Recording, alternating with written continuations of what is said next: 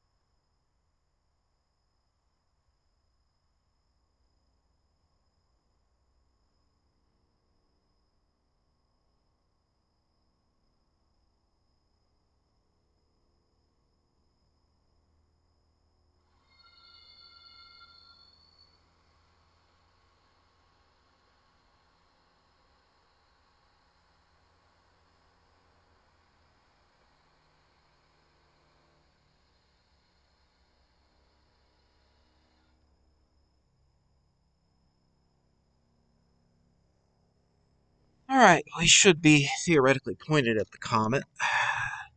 I'll get into all my troubles this evening in just a minute. First of all, let's verify that we're pointed at the comet. Let's see if this is working. Hey, we've got a comet in view. Perfect. Now, it's not much to look at the moment, but we're going to crank this exposure up a bit. So, I've been fighting for about the last 30-45 minutes at least, trying to get my Attic Titan camera to serve as an autoguider on the LX200. We're imaging with an SBIG ST2000 XCM on an Orion ST80 riding piggyback on the LX200. And in theory, I would like to guide on this nice little comet right here in the view. The trouble is that doing so is non-trivial tonight because it's just being a pain. It's just being an absolute pain. Um, PhD guiding. I used to use it quite a bit, and I haven't used it in years. And I have a whole new computer now, so I had to install the new version of PhD, PhD 2, which I have no experience with.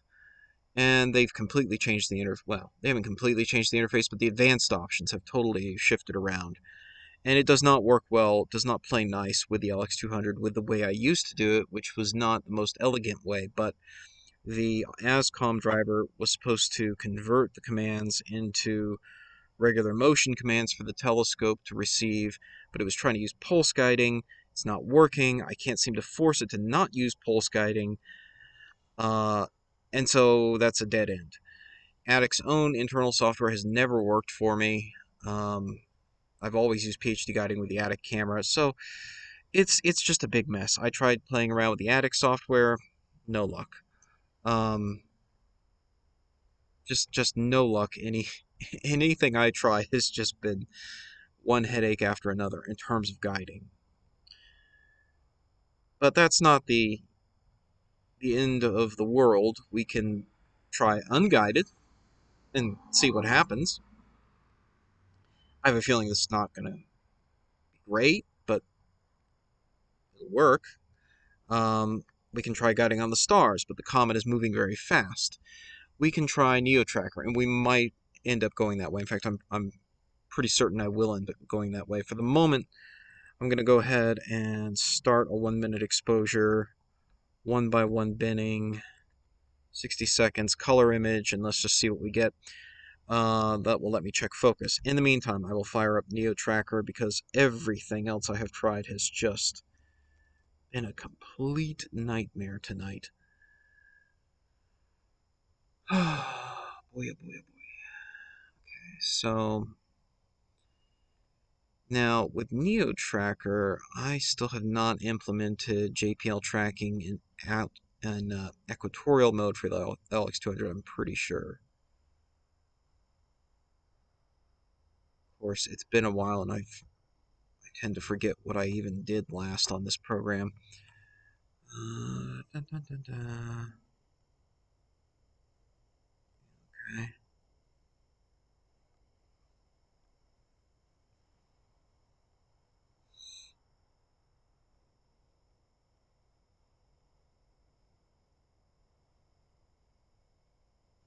Great, great. That's all fine and dandy.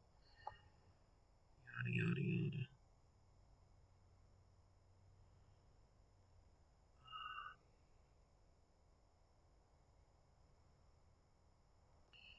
I might just do down. Okay, I'm just gonna download the orbital elements from JPL Horizons, not do real-time JPL Horizons. Yeah, there's all kinds of new features and stuff that I'm trying to develop for Neo Tracker, where it can just go out and get the data direct from JPL, which it does, but not for equatorial mode. I don't think. I don't think I've implemented that yet. So in the meantime, I will have to just download an offline copy of it. E3 ZTF, there we go. Coordinate center. I'm pretty sure that's going to be Sun. We're now the third by universal time.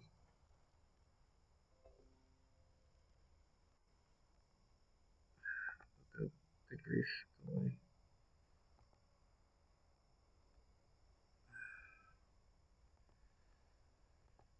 I love useless notifications that pop up in the middle of me doing something else. Just kidding, I hate it. Uh, do I do kilometers for this? I think it's... Wait, what's it going to expect? Is it going to expect kilometers or is it going to expect...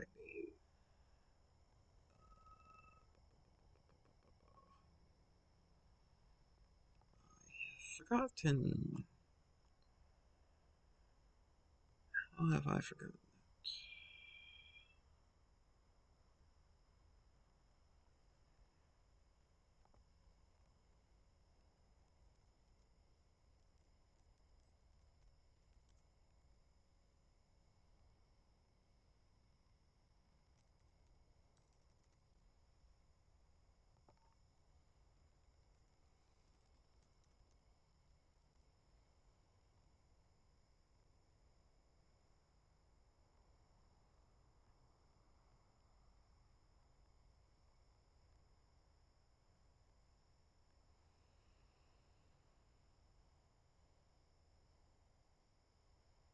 No, it's going to... It's going to want AU? I think it's going to want AU.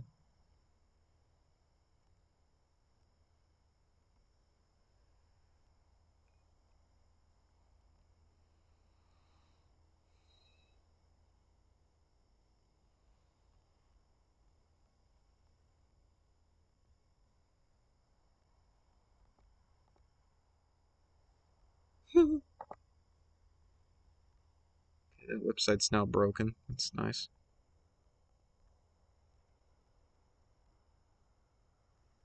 XFN format. Yeah, that's great. The website that defines the XFM format is now dead. Wonderful. But I'm pretty sure it's going to want AU. Okay.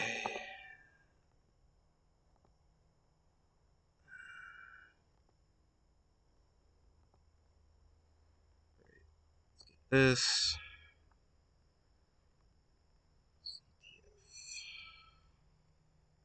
This over here. Sure. Paste it here. File type is JPL Horizons. LX200. Oh boy. Let's go with ASCOM question mark. I think I might have to go with that. What a pain in the tail. Anyway, the pictures are coming in nice. There's a comet there, very clearly. And you guys have probably been noticing it moves from picture to picture. Yeah, moves quite nicely from picture to picture. So yeah, comet, great, wonderful. Um, love to track it.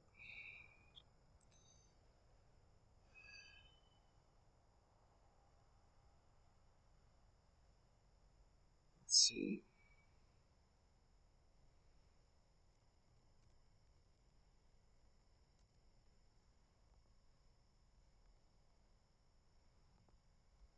I'm gonna try JPL real time, and it's probably not going to work, but I will try it.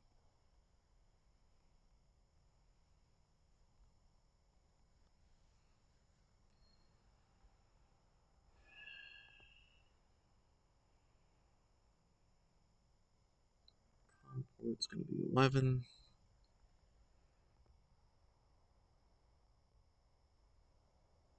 It doesn't know what to do with that.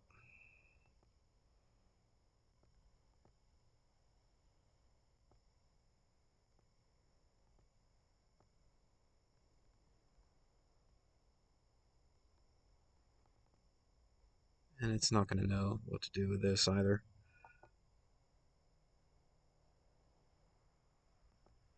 It's not slowing. Because it says, hey, what are you talking about? I'm trying to send alt-az commands, and the telescope doesn't take alt-az commands while it's in polar align mode, which it is. Okay, so my option there is to simply reprogram it in real time. Great. Let's do that. Let's do that.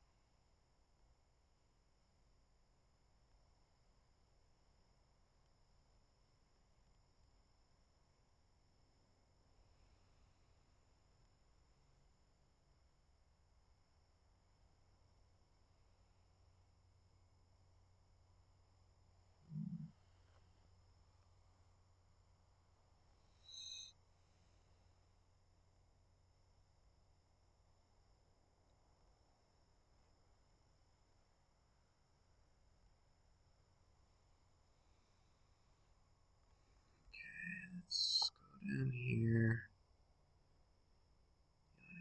Yada.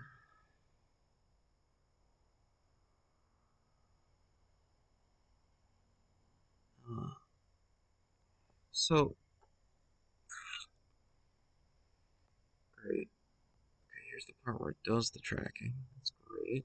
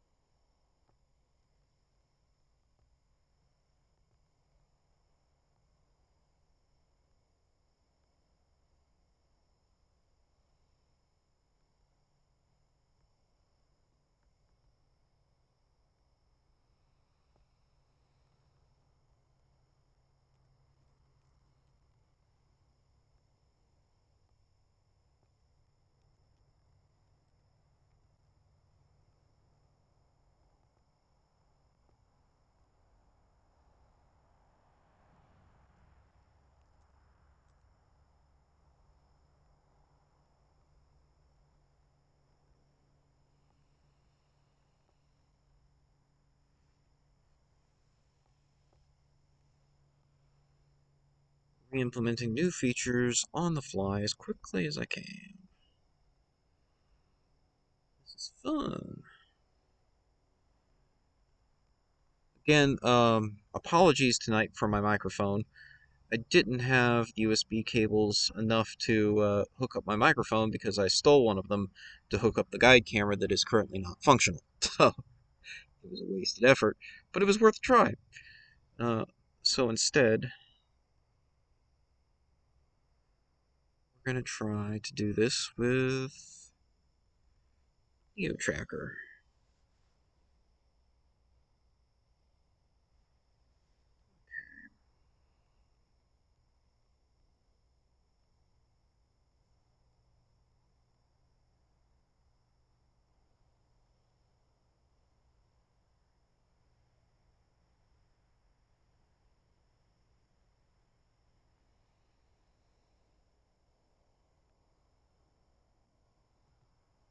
It's weird. It's like I was getting ready to implement this feature and I never got around to it. Like I had laid the groundwork here for this.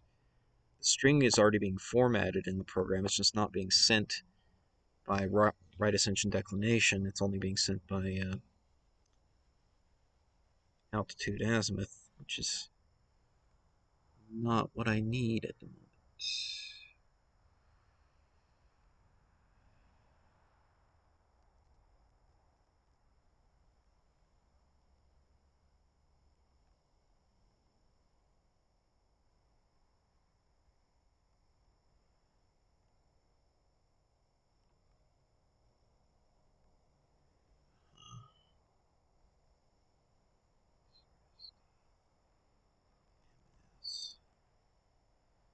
Okay. So we call this something new, and we're going to run it.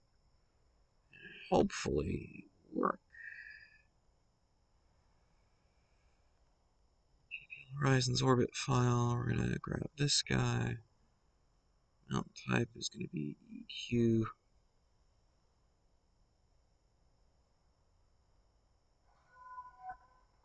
Hey, we're in business question mark?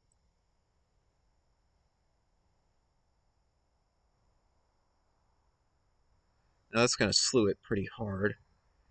In terms of the end of this image is going to be severely like jerked around. So let's see what happens. Hopefully the comet's still in frame in the new frame, but there's no guarantee of that.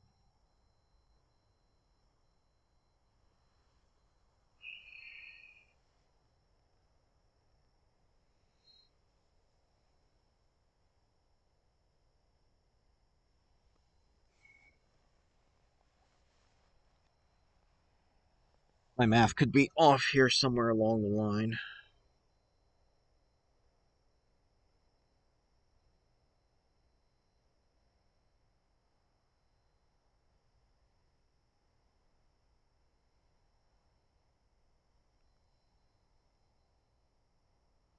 But maybe not. We'll see.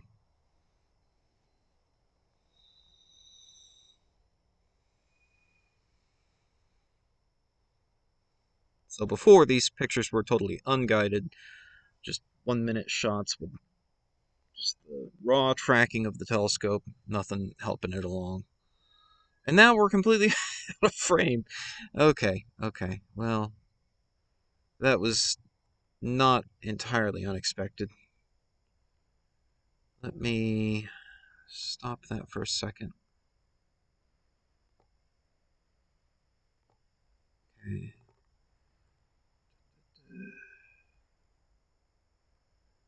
That's actually not completely unexpected. How? Hmm.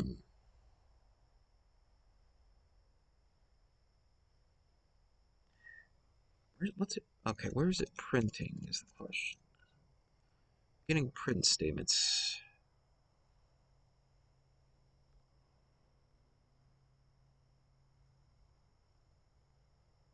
Ah, it's printing that. Yeah, okay.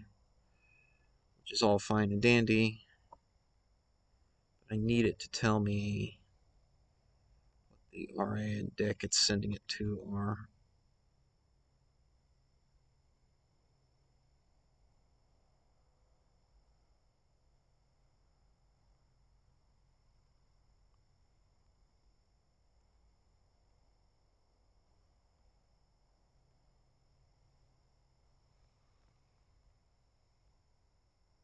Okay. Try this one more time. Type EQ, file type JPL Horizons, select file, ZTF.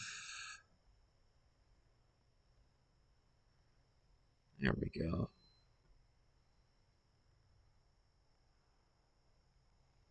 Now I can at least see what I'm doing. Always helpful. Wow, it's off by like 2 degrees? 2.5 degrees on the calculation there on the declination. Jeez. It's not bad on right ascension, but declination is a little goofy there.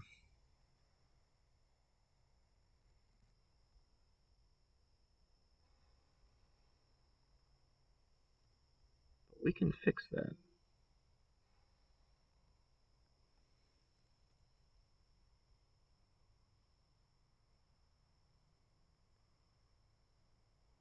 Like the $1,000,000 man, we can fix him. Okay, let's bring that up a little more. A little less. And that's close enough.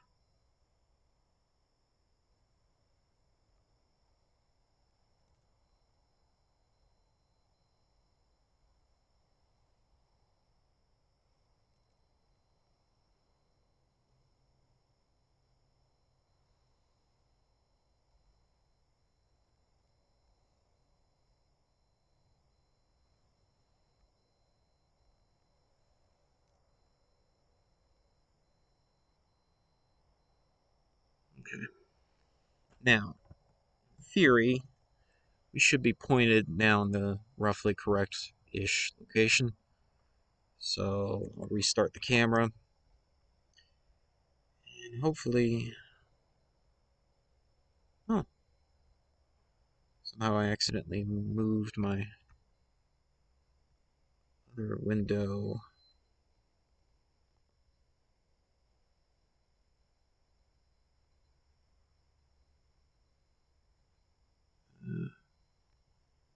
It's not ideal.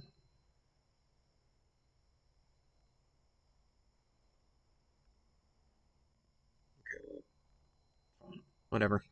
I'll fix the camera control window in a second.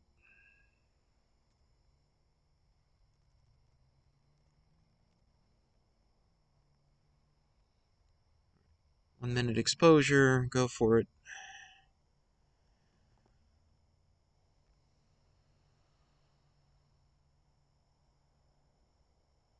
There it goes. Okay, so got our exposure going again. Hooray.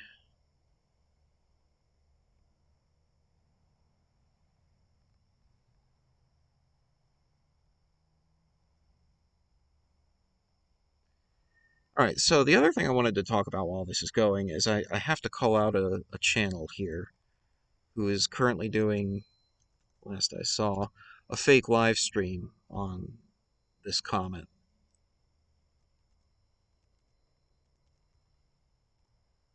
And let me make sure I get the name right. Cosmo Sapiens is the name of the channel with 2 million subscribers.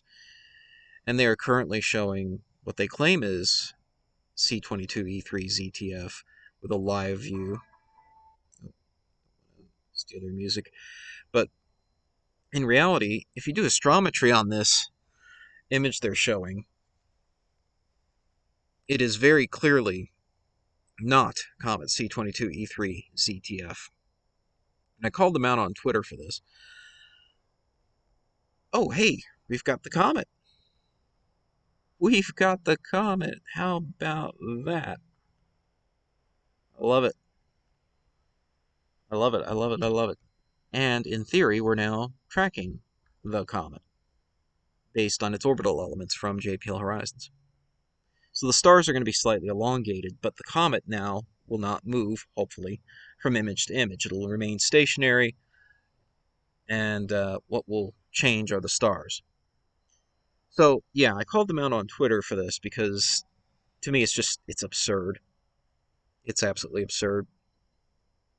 They've got 2 million subscribers, they've got hundreds of people watching their live stream, and it's not even the right comet, let alone is it live footage of this comet.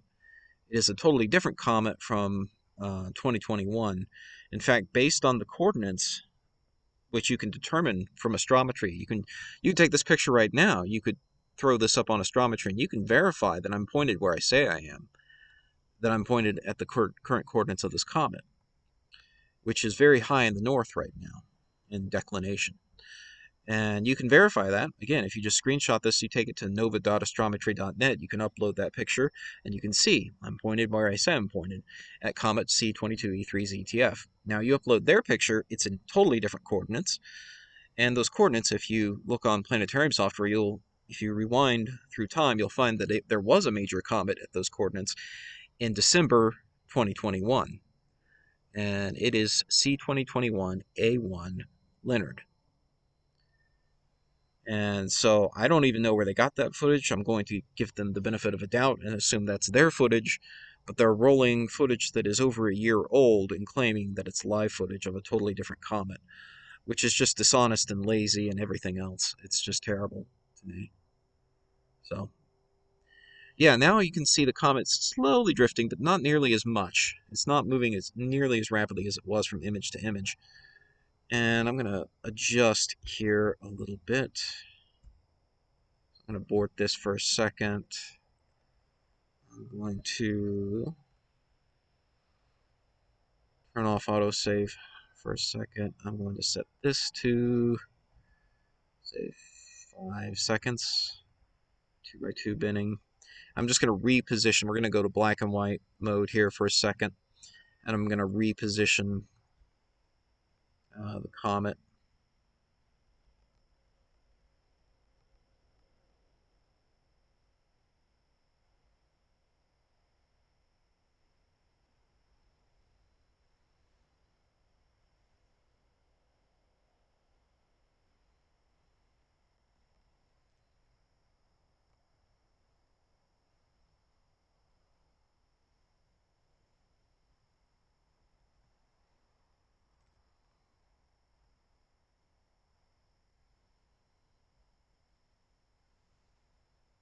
Try to reposition the comet. Let's see, maybe I need a bigger motion here. Oh, I think that was motion in the opposite direction that I wanted. At least now I know which way to go, which is good.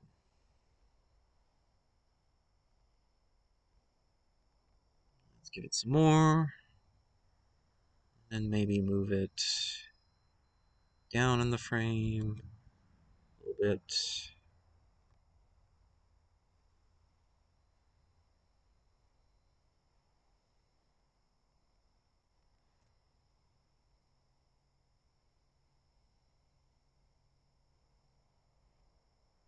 Very good.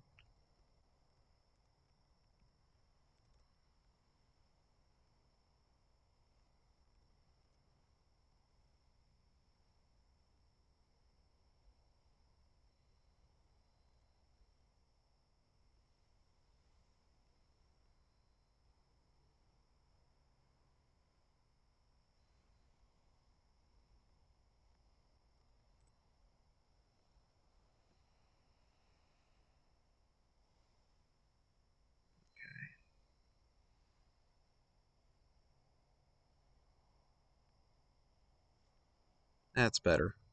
Much more centered now. Wouldn't you agree? So we're gonna stop that. I'm gonna set this back to autosave.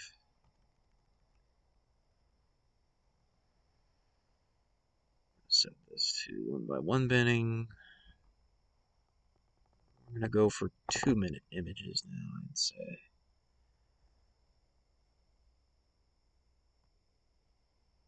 Alright, so 2-minute images, 1 by 1 binning, let's go.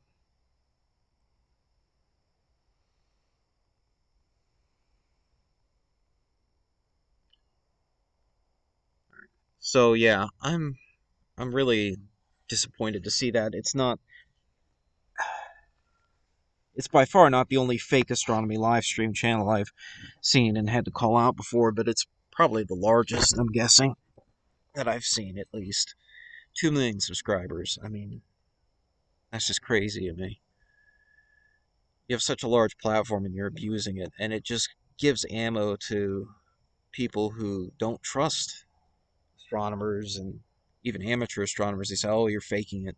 Well, you do have people faking it, but you have people like me calling them out when I see them doing that. And it's not hard to figure out that they're faking it. It's not even hard to figure out what they were actually taking pictures of, or at least what those pictures really were.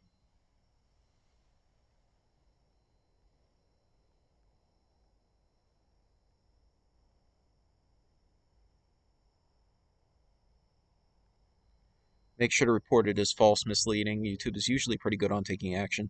All SpaceX streams that I report to YouTube get back to me on saying such. That's true. They're pretty good.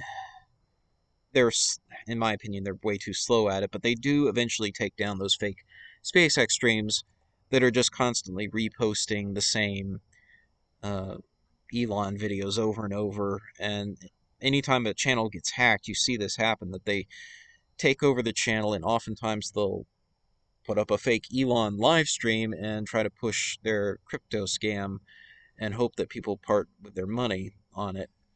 And you see people get taken in by this, which is sad. But they will take those down.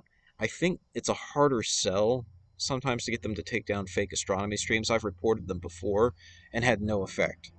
Now, like I said, they will take down the fake crypto ones that are, literally pushing fake crypto scams and stuff. Oh, I like this.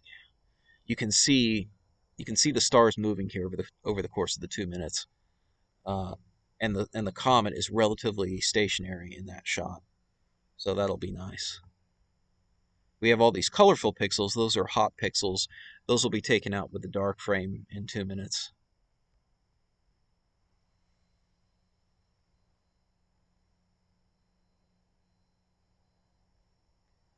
But yeah, you see those get taken down. What doesn't easily get taken down are um, these kinds of fake astronomy streams. I reported them before and had no effect on them because it's harder for YouTube to verify that that really is fake.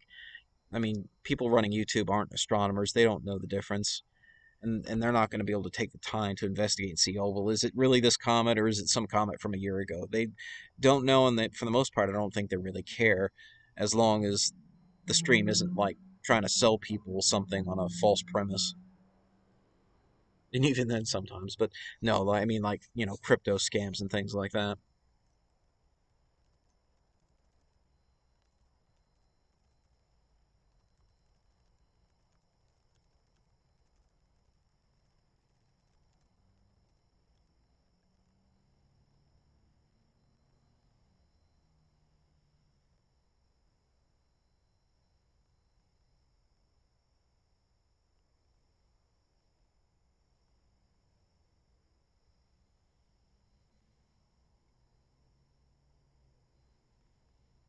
All right, so it looks like we've got 10 more seconds on the dark frame.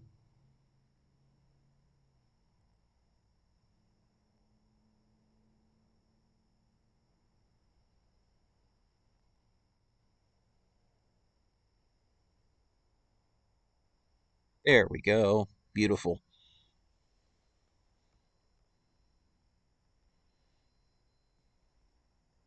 So yeah, you can see the dust tail of the comet here quite easily. The ion tail's much more faint, and I'm probably going to have trouble seeing that with my scope tonight, especially with all the moonlight out right now. Maybe when I stack pictures, we'll start to pick that up. Hard to say. but the dust tail is very noticeable. You can see some of the green hue of the comet as well. Kind of a more orangish reddish color back in the dust tail, though. I noticed that last night as well when I took a shot with T14 on itelescope.net.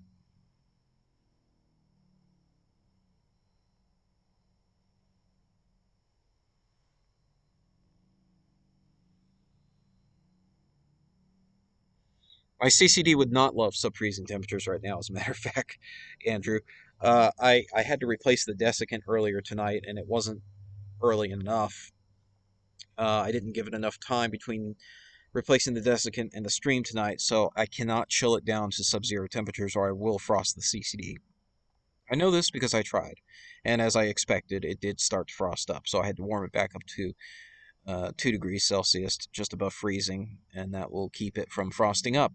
Um, if I'd thought enough ahead, I should have put that desiccant in earlier this morning or even yesterday to give it more time to drop the humidity in the CCD to 0%. And unfortunately, I didn't give it enough time. It just takes you need at least 6-8 hours when changing desiccant to really be able to freeze up the camera without frosting the CCD. Um, so no frosty temperatures tonight. Unfortunately, we'll keep it running a little warm.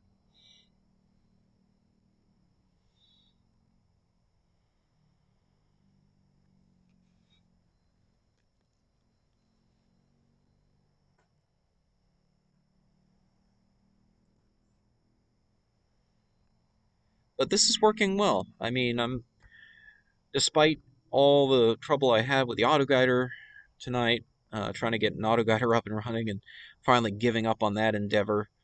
Uh, Running it with Neo Tracker, working good. I mean, I had to do a real quick addendum to Neo Tracker to make it work in polar align mode with the LX200. I just never bothered to do that before, amazingly. But with a little change of code there, it now quote unquote works. I say quote unquote because I haven't even changed the menu option. It just says LX200 Alt as, but uh, there's another menu option that controls mount type, and that overrides it now to polar mode, and it's working great.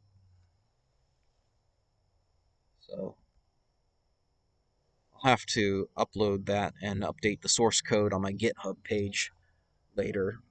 But there's a lot of tidying up that I need to do on the Neo Tracker code anyway. I had somebody contact me a week or two ago about wanting to use my tracking software and specifically Neo Tracker. I forget who that was. It sounded like they wanted to use Neo Tracker. They wanted to track comets and asteroids and things, and this is the program to do it. Um, but I do have some bug testing to do. I have not bug tested this program at all when it comes to ASCOM based move access method control. So some night I'll have to get the big old 11-inch telescope out here and do some tracking with that. But for tonight, it didn't make sense to do that on this comet since it's so far in the north. You really do want a polar aligned scope to track it, and this will do the trick. Well, we got some rotation in there. I think the camera's probably slipping a bit inside its mount. It's cheap. The mount, I mean, for the telescope that I'm using, the Orion ST80, the drawer tube in this thing is chintzy. I should probably make sure it's not going to just slip out of there, but I do have a safety cable on there if it does slip out so the camera doesn't drop.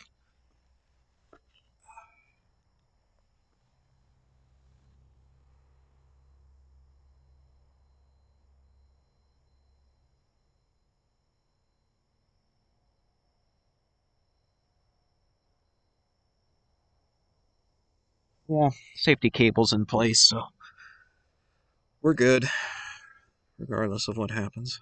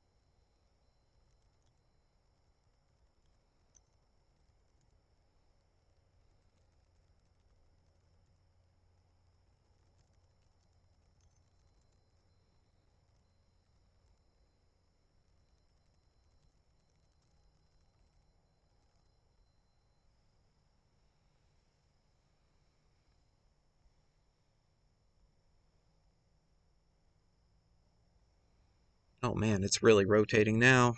See that? Woo, that's not good. Ah.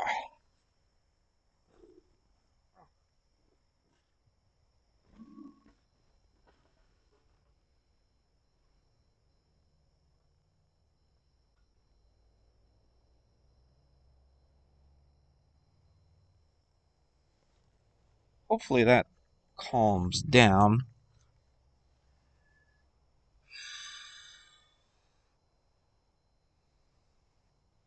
If this were true field rotation from me not being properly polar aligned, all the images would look like this. But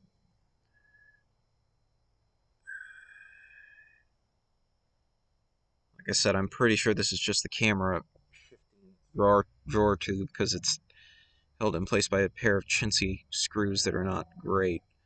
And it's on a 1¼ inch nose piece, which doesn't provide as much surface area for grabbing.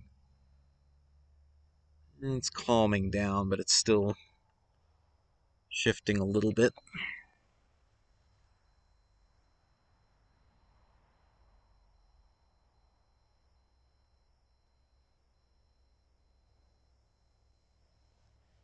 Could try to stop the imaging and retighten it.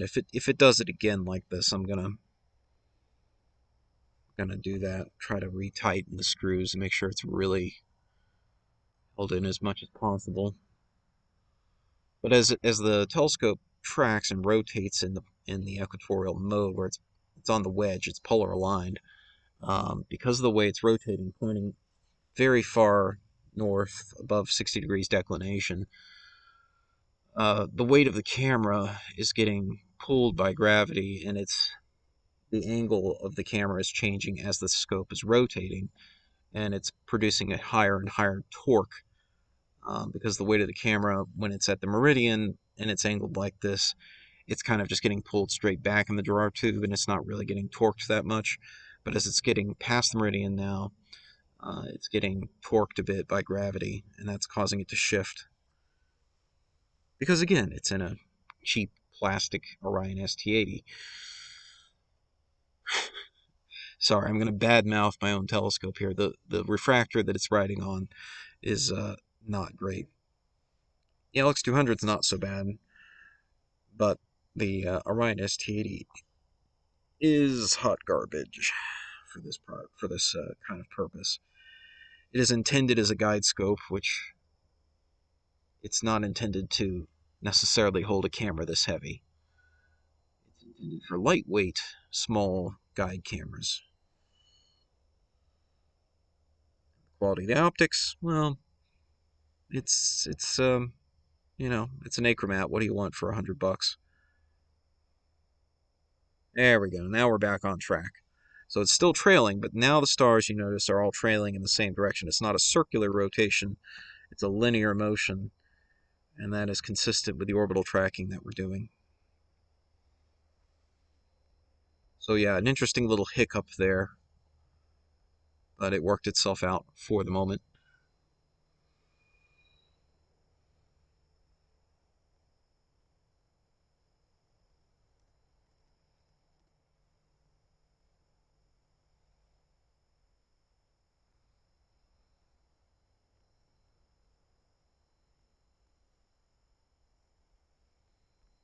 And 499 from, oh boy, I'm gonna butcher that name. I'll just say Jason. Somebody recommend this channel. Will I be able to see it with binoculars in Florida? Great question. I've heard people struggling to see it in binoculars. I have not looked with binoculars myself. I ought to go grab some binoculars. But yeah, I haven't really looked with binoculars. In theory, it ought to be visible. In reality, it's going to be tricky because of all the moonlight. And I can recommend a site that you can use to look up some finder charts on the Comet. I love Heavens Above for this, just for quick and easy access to some sky charts.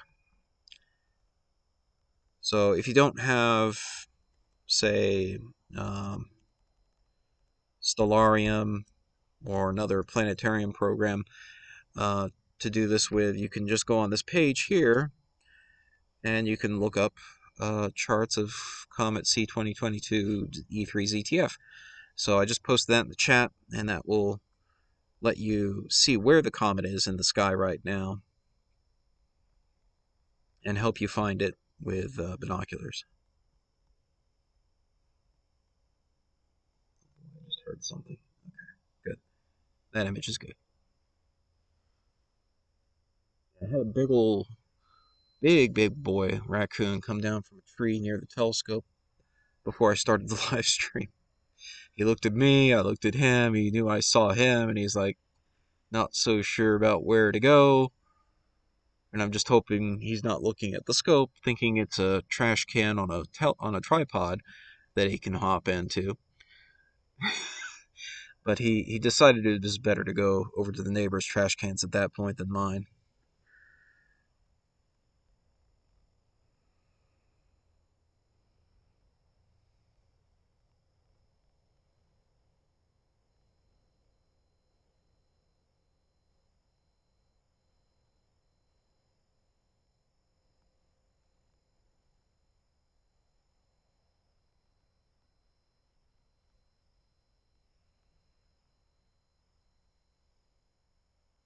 Oh my goodness. Well, I'm glad you guys came over here. So Psyching Gal 3x12 says, "Hi, thank you for actually being legit.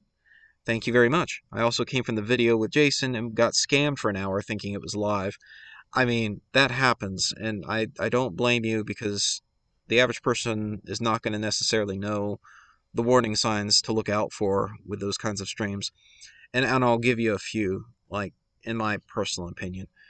Uh, One thing I didn't see that particular channel do, but you will see this very commonly with some um, repeated hoaxers, is they'll have a countdown clock that will say best view in 5 minutes or whatever. It won't say something like perigee or apogee or whatever. It won't use proper terminology. It'll just be some vague description of best view in 5 minutes or closest to Earth in 5 minutes. And 5 minutes go by, guess what? The countdown resets. It's just a strategy to try to get you to keep watching for at least a few minutes so they can get an ad roll off on you and make money that way. Another strategy or another thing they'll just do very commonly, and the one that you came from did this, is it's a very short repeat of a video, and the star pattern around it is basically always the same. And so if you come back in 10 minutes and the stars haven't noticeably moved, like you can see this comet is moving against the stars pretty quickly here. And this is a wide field telescope. We're not even zoomed in with one of my big scopes. And the stars are moving pretty good relative to the comet here. So if you come back in 10 minutes, the pattern of stars is going to shift quite a bit.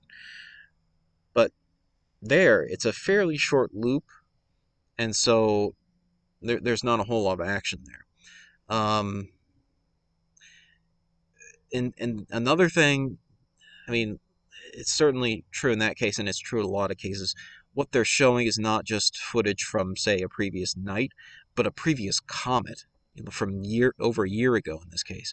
And so, if you look at the morphology, if you look at the way the tail is shaped, the coma, the head of the comet is shaped, it's going to look different than all kinds of other pictures that you will probably have seen if you look, say, on Twitter or another social media page, and you type in the name of that comet. You look at the breadth of amateur photos of that comet, you'll notice it looks different. Like the tail, it's more elongated and straight in that example with Comet Leonard from 2021. It has a green coma. Those are very common. Contrary to what the media says, like the media is trying to make it sound like this green comet. The fact that it's a green comet is unusual. It's not unusual at all. A lot of comets are green. Um, it's very common. But the tail morphology tends to be a bit unique each time. The exact angle of the tail, the length of the tail, the direction it may be bent a little bit. Um, as far as the dust tail goes, it's kind of a fingerprint of the comet. And so if you look at the morphology, it can differ quite a bit. And it definitely differed in that case, which was like, when I saw it, it was like the first immediate red flag. I'm like, wait a minute, that doesn't look like C22 E3. But then finally, let me show you the website that you can use to double check my work. Even you can grab a screenshot and upload it here, and it will tell you what the coordinates are. So what you want to do when you use this site, so I'm linking it now in the chat, nova.astrometry.net. If you grab a screenshot and you crop it to just show the comet and the stars around the comet, none of the user interface stuff or other windows, just grab a piece of the comet and the stars around the comet, and you grab that and you upload it to that site, what you're going to see there is you're going to see the coordinates of where I'm pointing.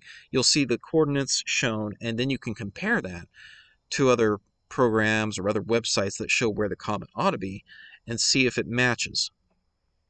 So again, if you go to Heavens Above, the previous link I sent, I'll send that one more time, you can go there right now and see what the current coordinates of the comet are.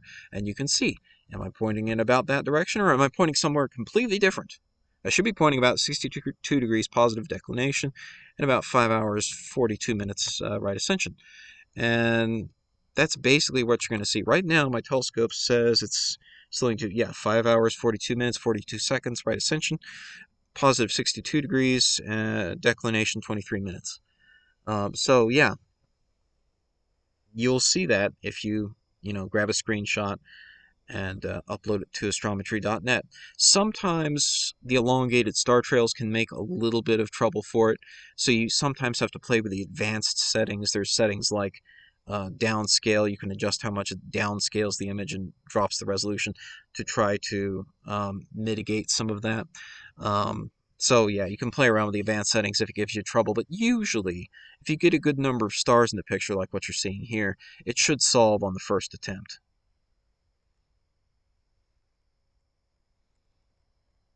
And then lastly, with these hoax channels, you generally don't have the hoaxer interacting with the chat, talking to people in real time like I'm doing. It's just something I haven't seen hoaxers do before. I'm sure somebody will eventually pull that trick and try to keep people invested that way, but they tend to just set it up and then leave it and forget about it for a while. And this Cosmos Sapiens channel, they're real sloppy. I noticed if you look at the description, the video description for their video, they mention C22 E3, but then later in the description, it suddenly mentions C2021 A1 Leonard. It mentions the old comet, but they substituted the date of the closest point to Earth for this comet. So they changed the date, but they forgot to change the name at a later line. So they left a smoking gun right there in their own video description, which is I find hilarious. If they hear about this my webcast or they hear me mention this, they'll probably go fix it later. But for now, last I checked, it was still not fixed in the video description.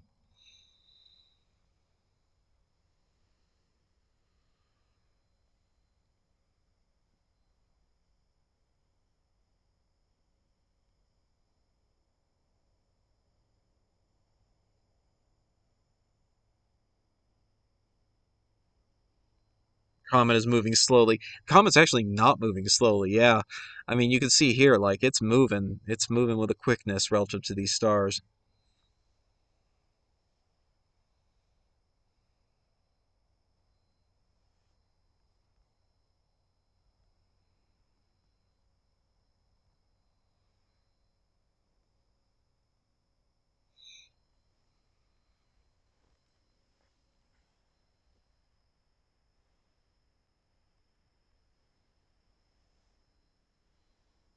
Yeah, you were shocked by how fast Comet was moving across your camera frame when you were taking pictures the other night. Yeah, it's really booking it, and I tell you what, I'm really glad that Neo Tracker is working here tonight.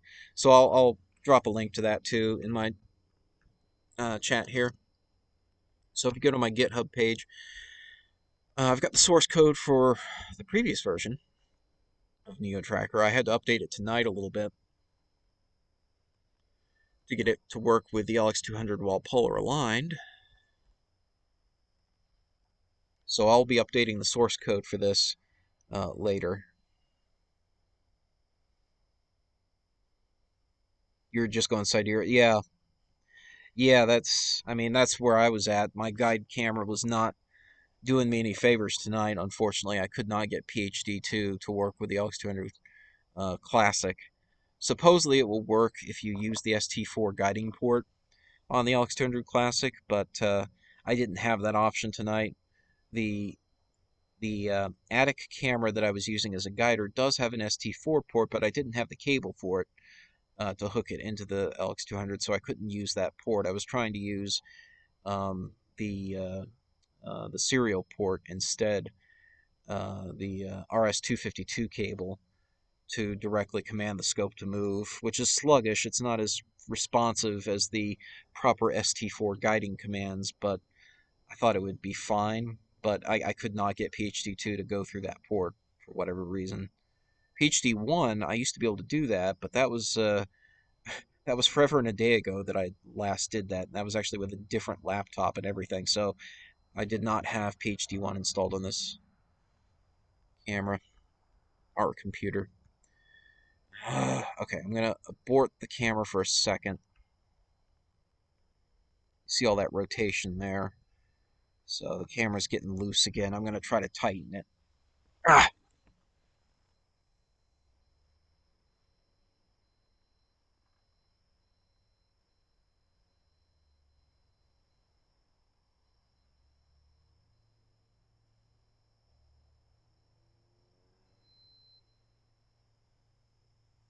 really give it a good crank there on the thumb screws holding the camera in place. Hopefully that kills that nasty rotation. Alright, so I've resumed imaging.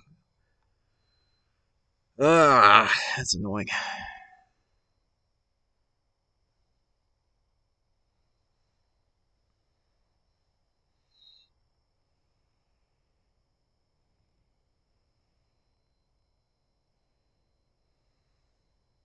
What is my exposure? 2 minutes. Yeah.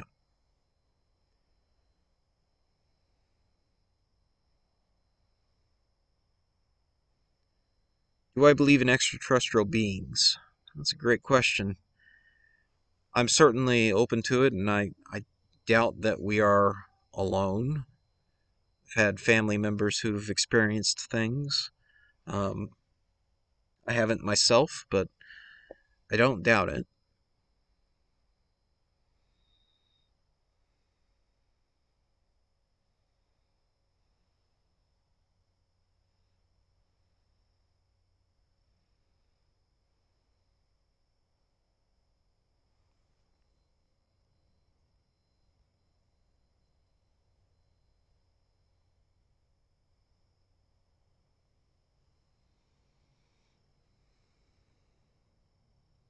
That said, I think finding a planet like ours, another Earth that is truly Earth like, would be quite difficult.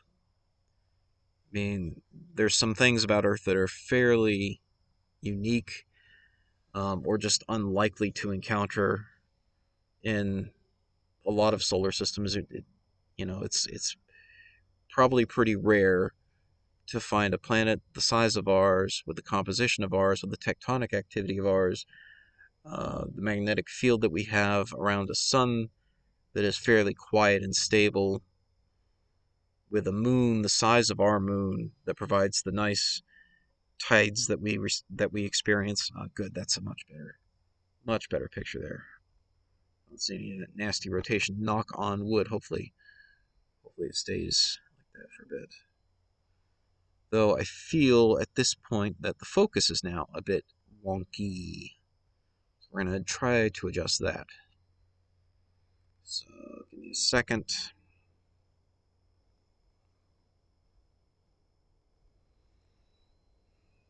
I'm going to have to stop the tracking for a second.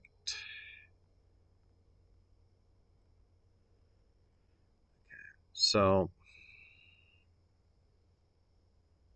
we are going to zoom out here for a second.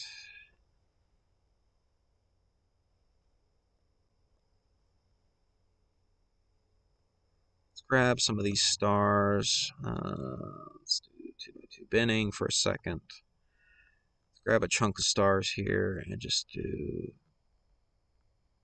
2-second exposure. I think all the rotation and stuff jerking the camera around has probably thrown off our focus a fair bit.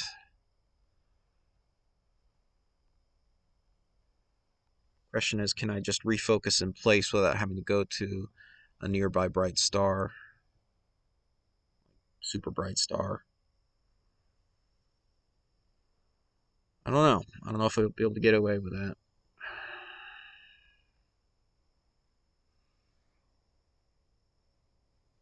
So I'm going to try to grab a piece of an image with some sufficiently bright stars that I can at least see what I'm doing. Don't have a whole lot to work with here, but maybe this one is good enough, but I need to grab a decent sized subframe and then hope I don't push the star I'm focusing on out of the subframe when I'm focusing, because the cheap plastic focuser draw tube is terrible, and when I loosen up the dovetail bracket, it will shift a bit, and it's going to make a mess.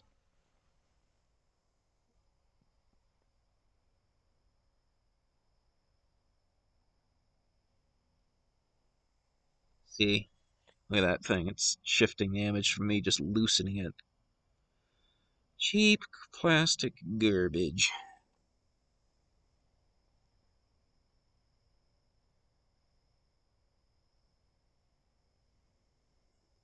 Focuser. Hate it.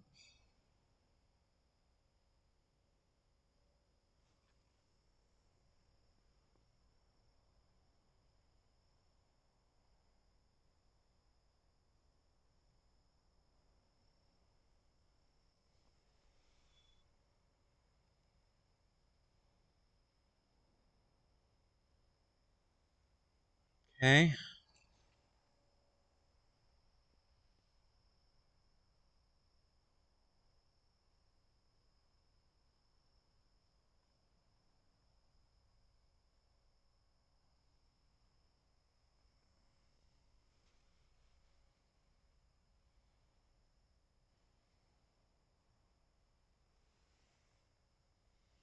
Okay. That's looking a lot less bloated. Alright. Subframe off. Back to 2 minutes.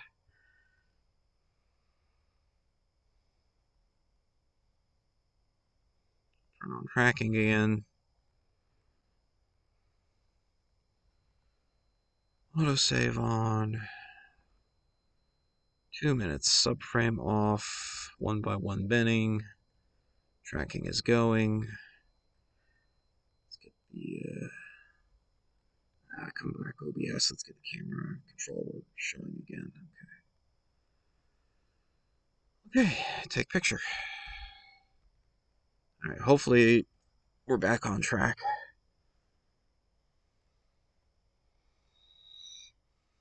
So yeah, occasionally you want to refocus during your run because temperature drops, the metal of the telescope tube contracts, plus you get, in my case, a cheap plastic focuser, and the gravity is torquing on the camera, causing it to rotate a bit and shift in position. That shifts potentially the spacing of the camera, which then throws off the focus, and then you have to stop what you're doing, fix it, and go back to it. So that's going to make for a little bit of a gap in the time lapse, but hopefully not too bad.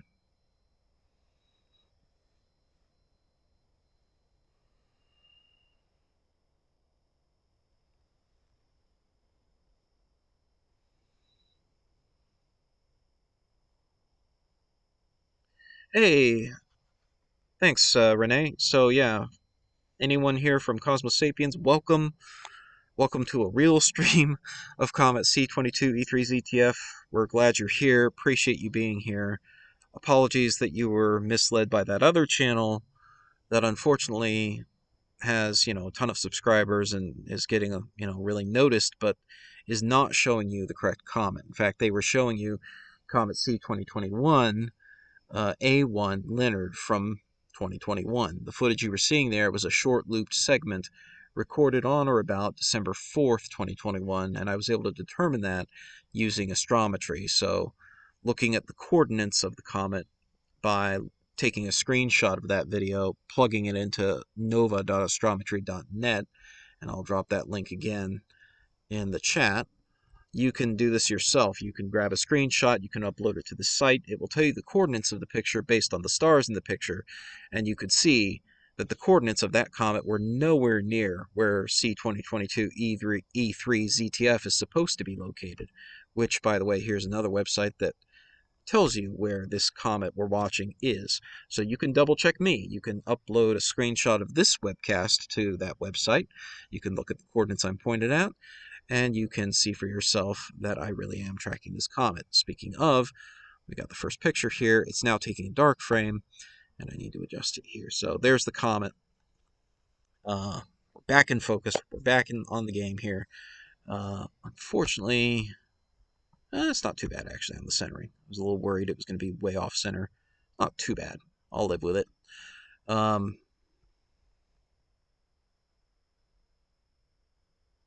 So yeah, now it's taking a dark frame. All these colorful pixels, these bright red, green, and blue pixels, are what we call hot pixels. So these are just defective pixels. Every camera has them, and they can be gotten rid of with what we call a dark frame. It's a calibration frame, and that's what the camera is actually taking right now. So it closed its own shutter, and it's taking a picture with the shutter closed. And the only thing that should be in that picture is just thermal noise and hot pixels, and it's going to subtract that dark frame from this frame, and that will eliminate the hot pixels, and we'll see a clean image. So another 33 seconds on that, and then it will download, and we'll have that. So yeah, so we're actually seeing here Comet C 2022 E3 ZTF. And again, you can take a screenshot, especially once you might want to wait for the hot pixels to get subtracted. You could try it, but it'll probably lock onto the hot pixels and not come up with a solution, because these are not stars. These are just defective pixels. The little streaks you see in the background, those are the stars. So in 2 seconds here, it's going to finish the dark frame. That's going to download that. So here it comes. There we go. Okay, so dark frame subtracted.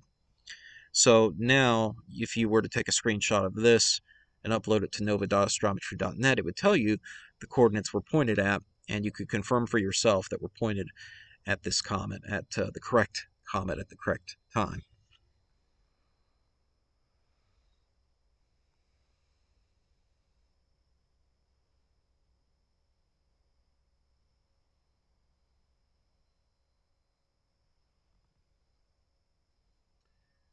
MotoKid says, I have a CPC 1100. That's a great scope. It's been going on 14 years old. Man, come to think of it, my LX200 I'm shooting with tonight is 19 years old now. I've been out of the game for about 10. Is it worth working on the old hardware, or should I dismount the tube and remount on something new?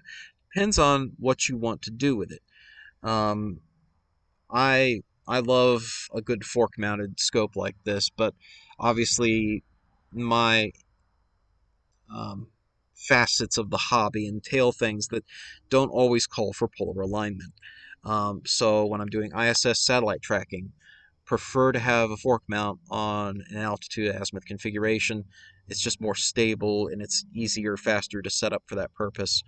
For rocket tracking, obviously an altitude azimuth mount makes the most sense for that. So again, fork mounts are perfect for that, and I can have the flexibility to add a wedge so that when I want to do something like this where I'm tracking a comet, I can polar align it like I've done tonight, but it's not mandatory that I do so. So for me, personally, I would love a CPC 1100. It's very similar to what I have, actually, with the Nexstar 11 GPS is basically the earlier version of that scope. So I would just stick with that hardware, but that's just me. It's up to you. Like if you want to get into like sat tracking, you can use my sat tracker software. That should work great with the CPC 1100. So you can track ISS and view ISS up close. And let me tell you, through an 11-inch scope, it's going to look great.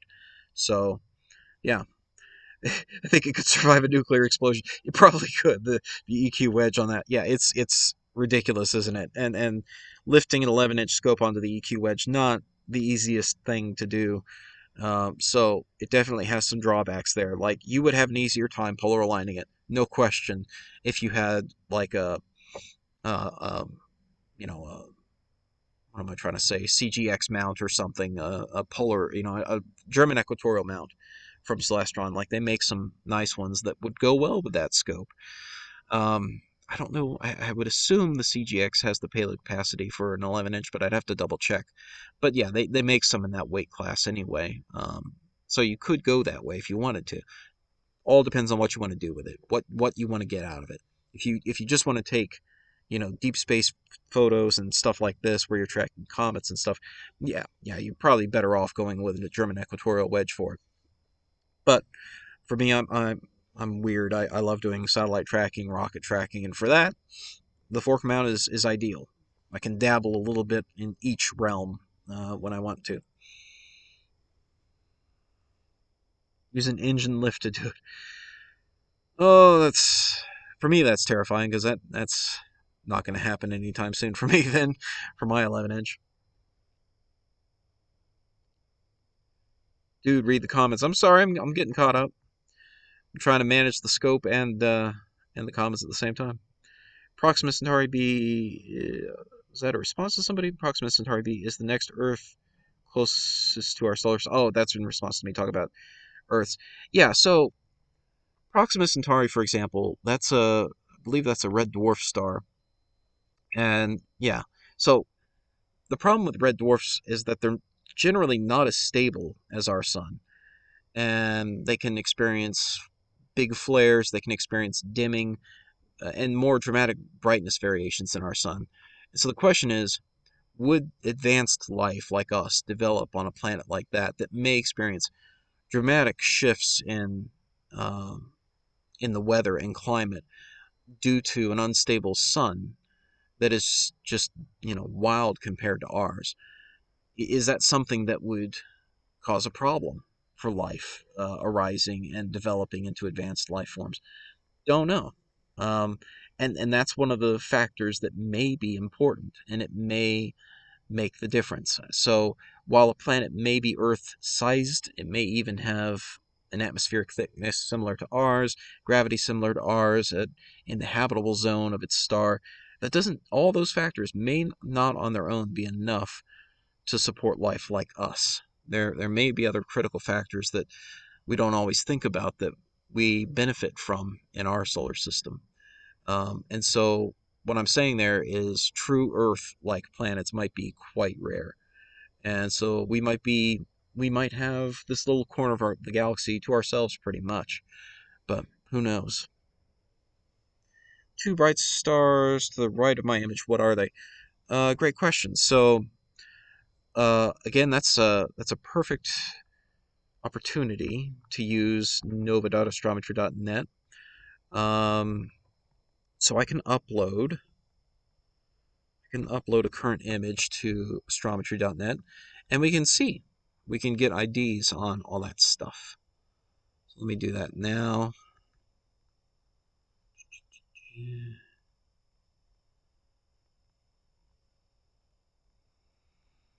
I'm uploading it now. It's going to take a second. It may interfere with my broadcast stability in terms of my bandwidth that I'm hogging here on uploading that. Okay. It's uploaded.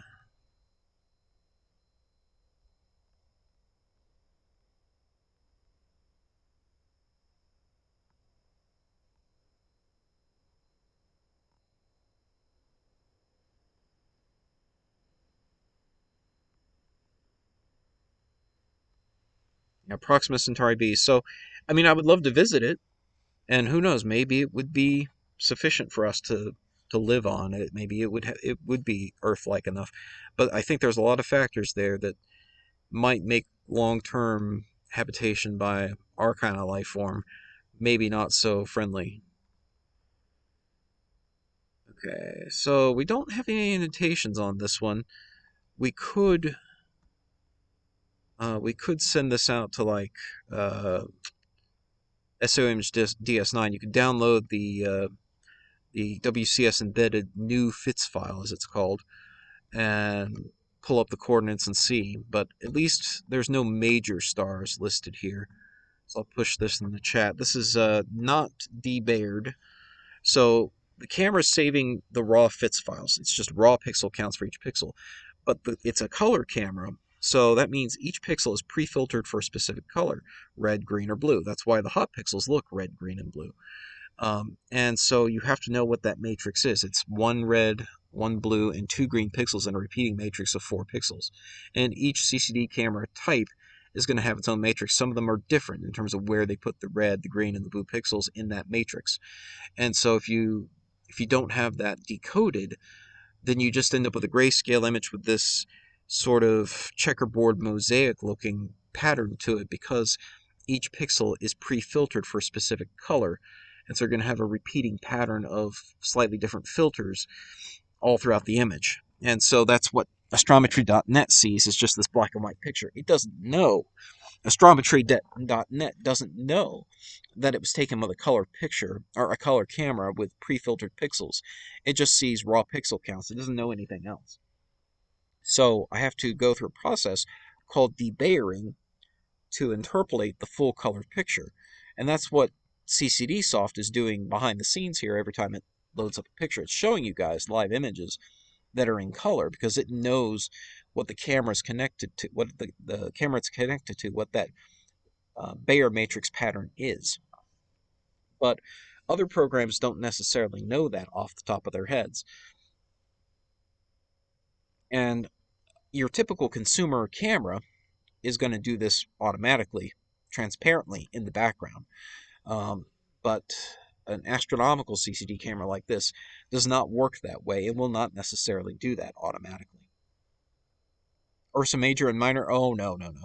The field of view here, if you go to the link I sent there, is only 1.69 by 1.27 degrees wide.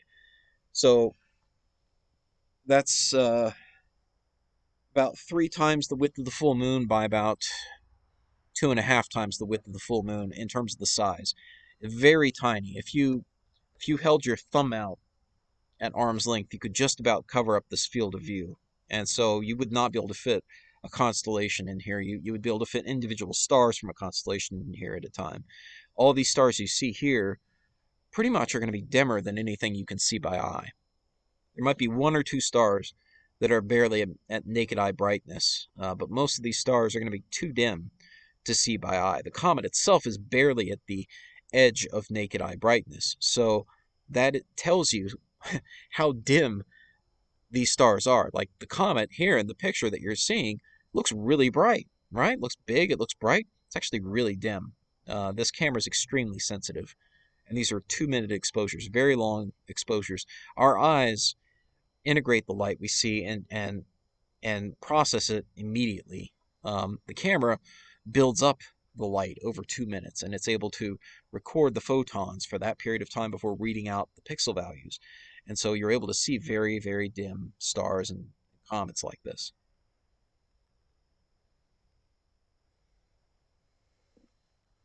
Yeah, it's not Ursa Major and Minor. The comet is, I think, in the constellation, in the borders of Ursa Major. I think I'd have to double check. It's in that area. Oh no, it's actually in Camelopardalis, but it's I thought it was closer to. Oh, I guess a couple nights ago it was closer to Ursa Major. Yeah, it's kind of near.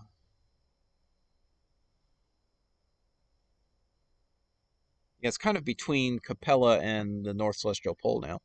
But in any case, it's yeah, it's not anything you would recognize here with these stars. These are all stars that are too dim to see by eye. When I went out, I was not able to see any stars through live view. The comet appeared as a smudge in my viewfinder on my Canon T3i. Yeah, I'm not surprised. Not surprised at all there. I've got a Canon T5i, and I expect, based on what I'm seeing here, with a very sensitive astronomical camera on a refractor like this, my Canon T5i would be pretty hopeless tonight on trying to capture any detail on this comet. Polaris, yeah, Polaris is still a good ways from this comet, about 30 degrees almost. Say 20, call it about 27 degrees away from here.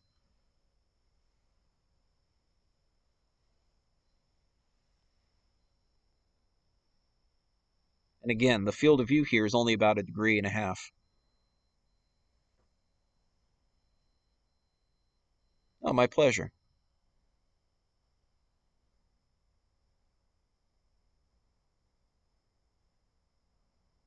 You were able to get a moderate amount of the ion tail with it? Nice. Okay.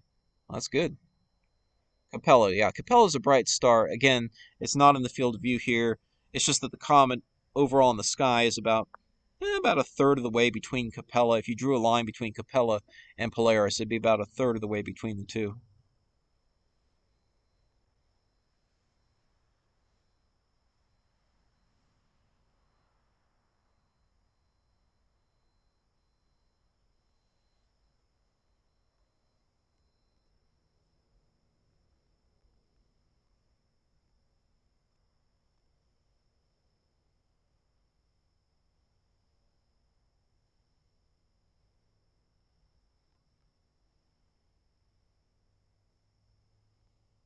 Oh, thank you, Riddle.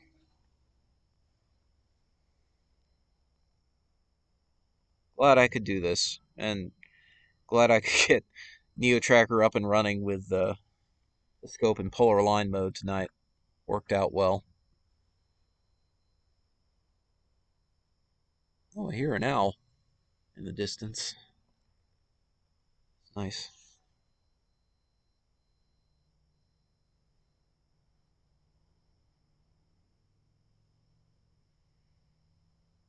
Second one is reported. I heard something about this, about a Chinese spy balloon over Montana. So a second one is reported now. I didn't hadn't heard that bit. Crazy.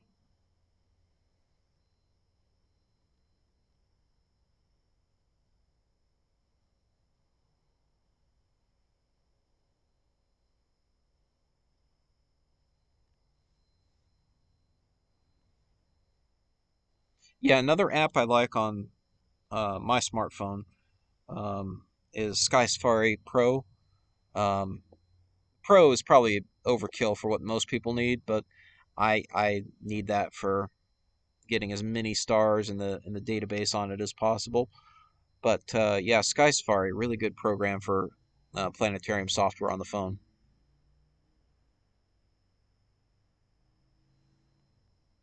And no, I don't get any kickbacks from them for saying that.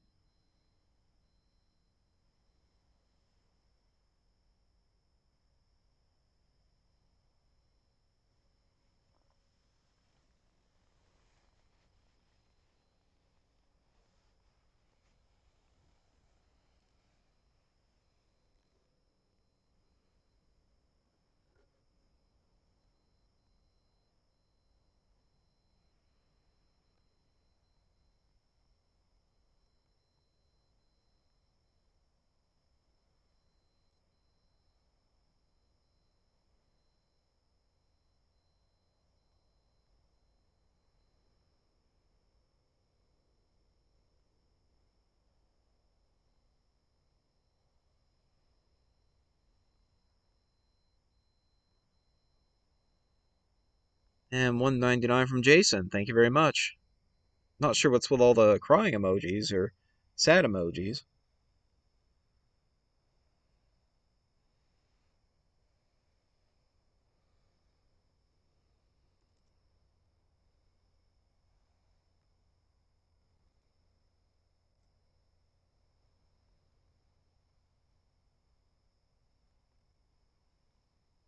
All right, let's see here.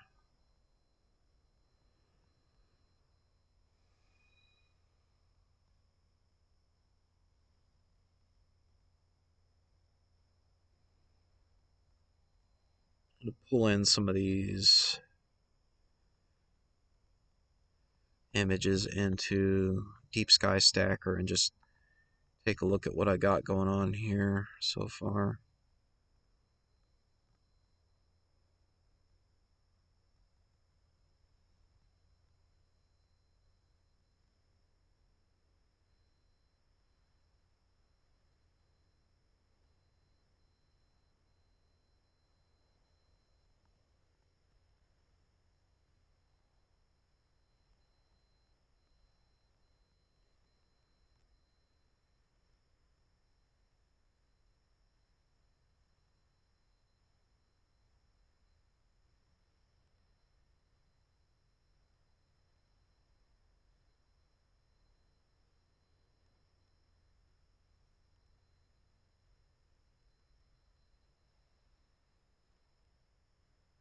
Tracking's looking good in terms of holding the comet's position.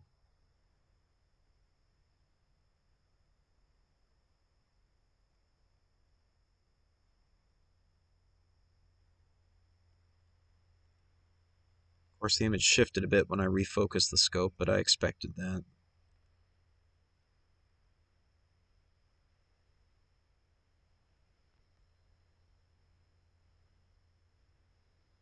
Not so sure I'm picking up the ion tail really at all with this, but with all the moonlight that I'm battling here tonight, light pollution, I'm not terribly surprised about that.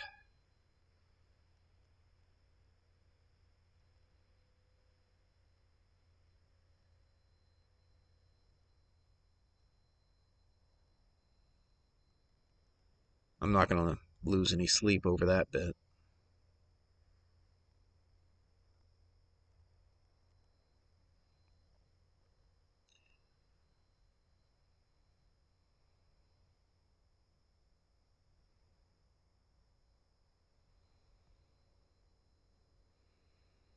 And I will run a quick and dirty time lapse on the images that I've captured so far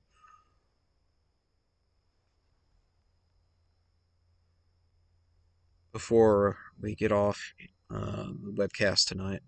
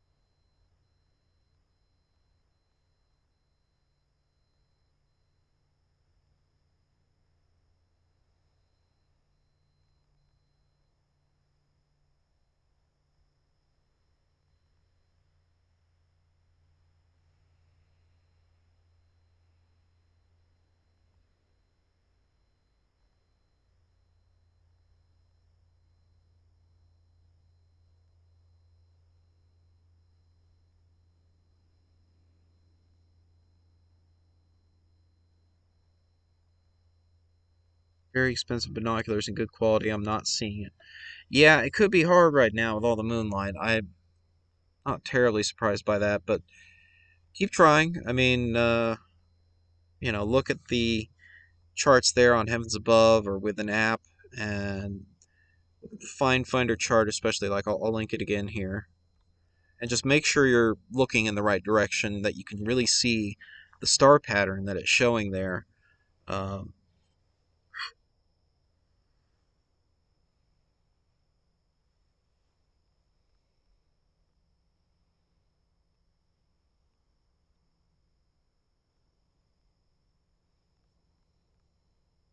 can't see it with binoculars. Okay, so I'm hearing a lot of can't see it with binoculars reports tonight, so it may just be a telescope only kind of object. That's kind of consistent with what I've heard elsewhere as well. So yeah, it may be too tough to do with binoculars, unfortunately.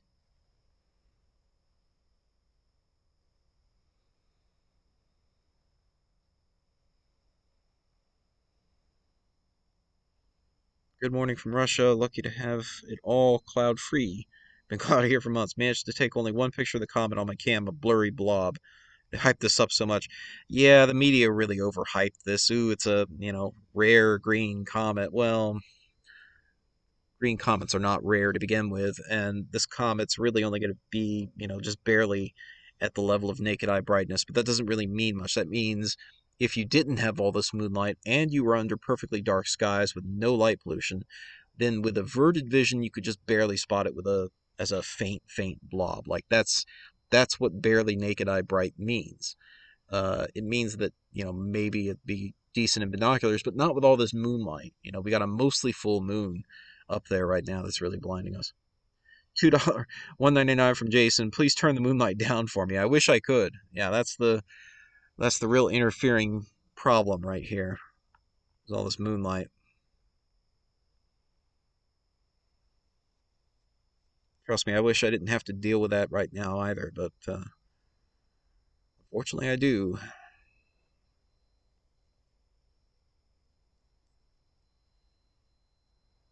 It's barely picking up with this 51 millimeter aperture. Yeah, frame with a 250 millimeter reflector in Norway got some decent images going, tail and all. Yeah, yeah, I bet.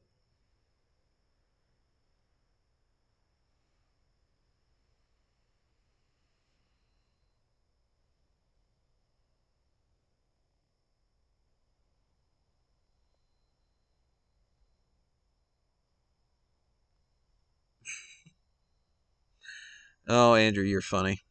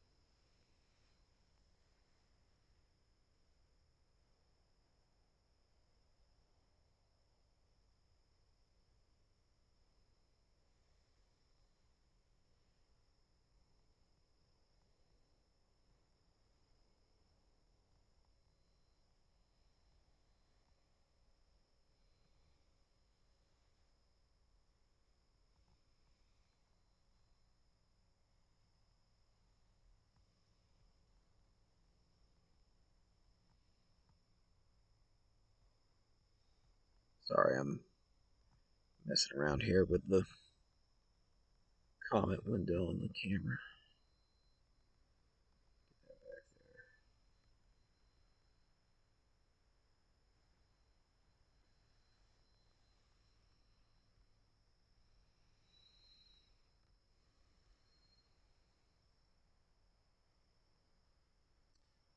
Ah, my plans to watch and film the Starship launch. Yeah.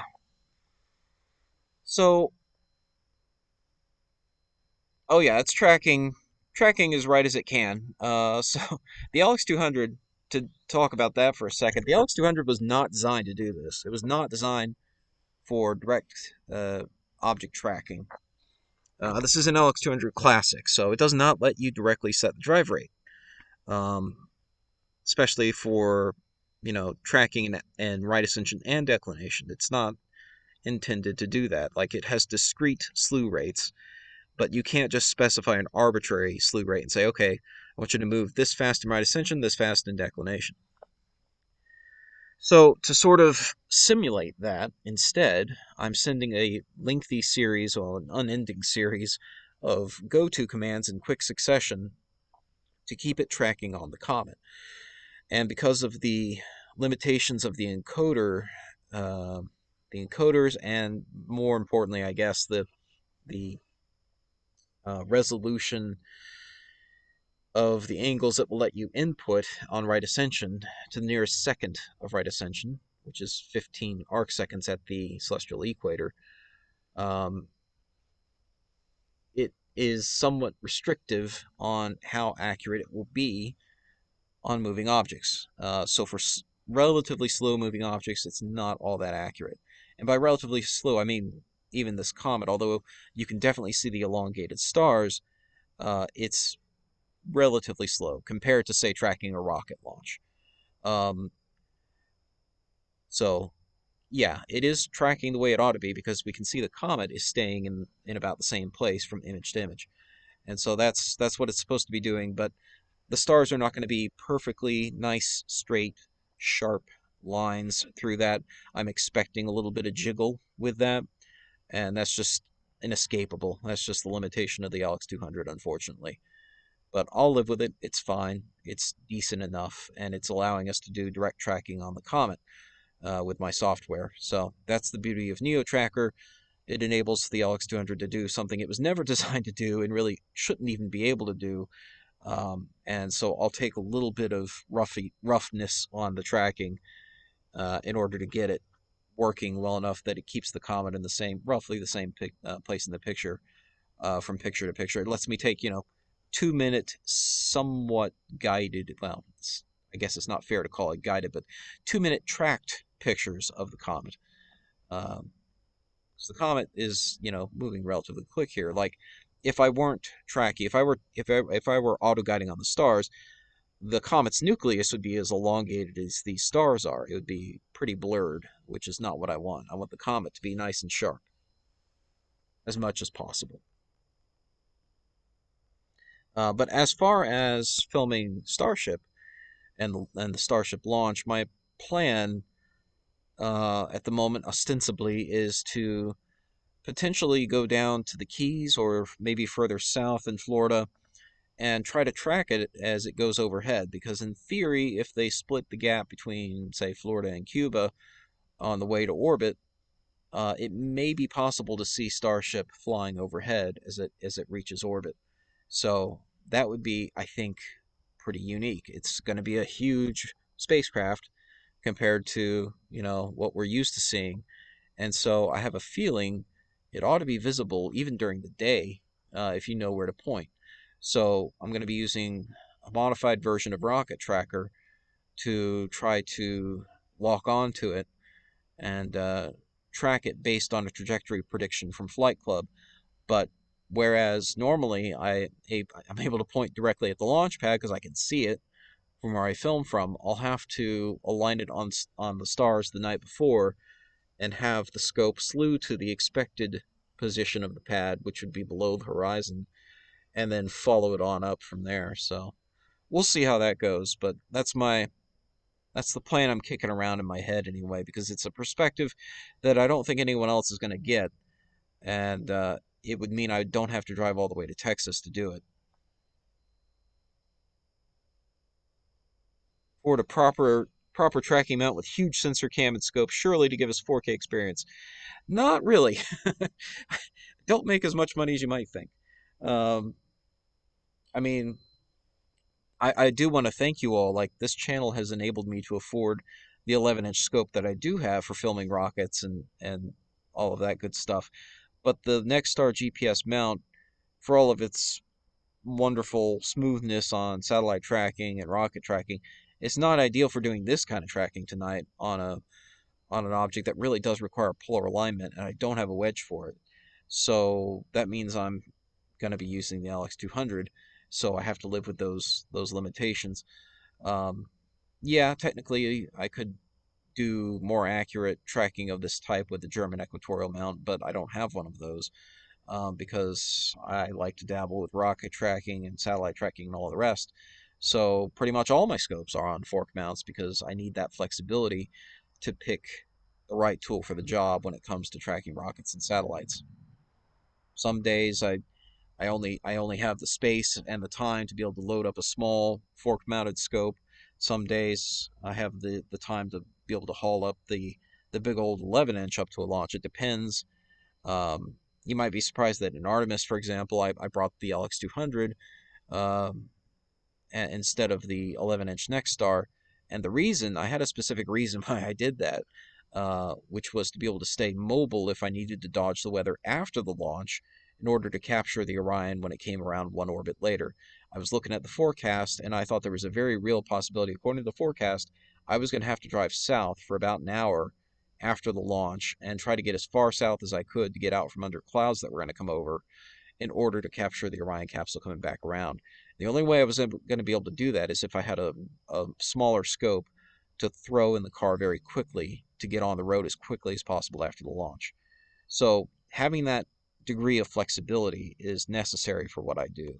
And so for that reason, I make the compromise of accepting, slightly wobblier tracking on comets like this in exchange for greater flexibility for tracking satellites and rockets. Does that all make sense? Hopefully that all makes sense. It makes sense in my head anyway. Yeah, gotta ask Elon for their trajectory then. I'm sure he'll help out. I'm not sure he will. He did like my video of the Falcon Heavy launch, um, but nevertheless, I mean, I would be able to hopefully get an accurate enough trajectory from flightclub.io. That's where I get my trajectory data for launches. And I'm sure he'll have a trajectory on that one. Um, we also have the document, I think they filed with the FAA or the FCC or whatever, um, showing the preliminary orbit for the orbital flight demonstration and showing the trajectory kind of cutting uh, through the strait between Florida and Cuba. Um, that kind of is what gave me the idea, but obviously I need more accurate data showing exactly where it's going to be in time. And hopefully I can get that from Flight Club, at least well enough to get it in the viewfinder camera and then lock onto it from there. Yeah, plane wave mount. I know they track very nice. Yeah, they're also tens of thousands of dollars for the one I would need. Unfortunately, I don't have that kind of coin to throw around. But hey, if you guys want to donate, I'm happy to buy one.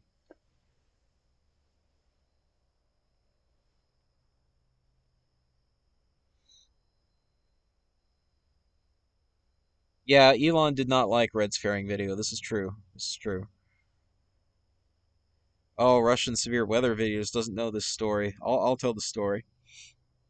So, years ago, when SpaceX was first testing the idea of recovering their payload fairings, this was not yet public. Like, they hadn't announced anything about that yet.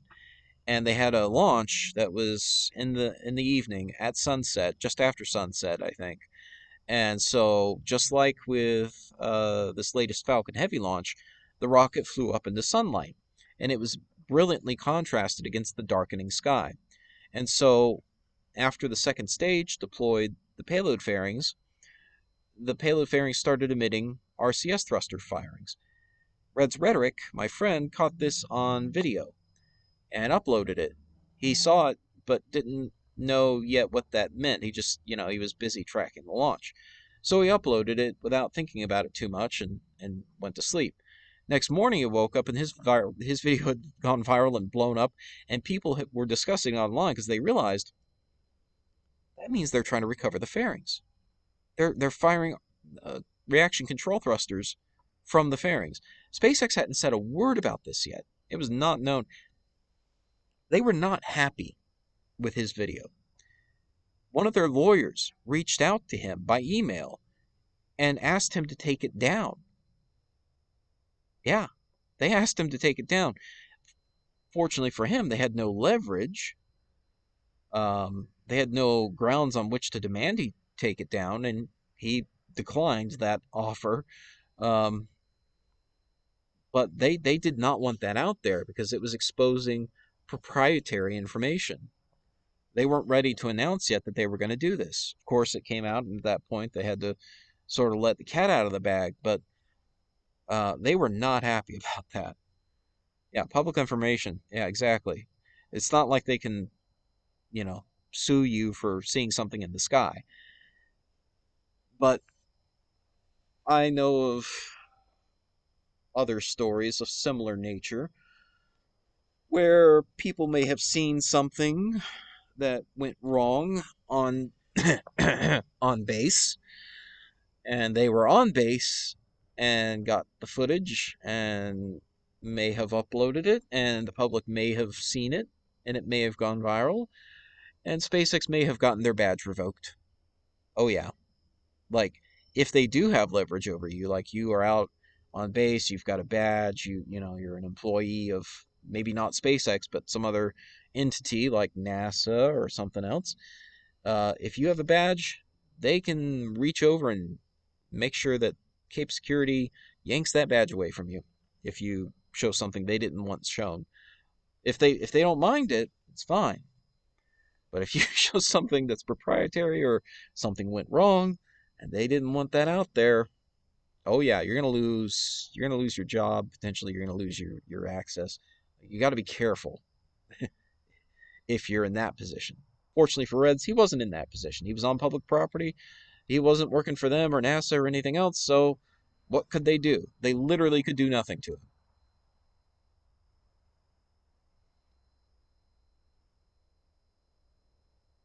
Looked into taking your gear to Kazakhstan to track and film a Soyuz launch. Plenty of companies offering tours. That would be amazing. It would mean I'd have to you know, bring this stuff on an airline or something, which is always treacherous.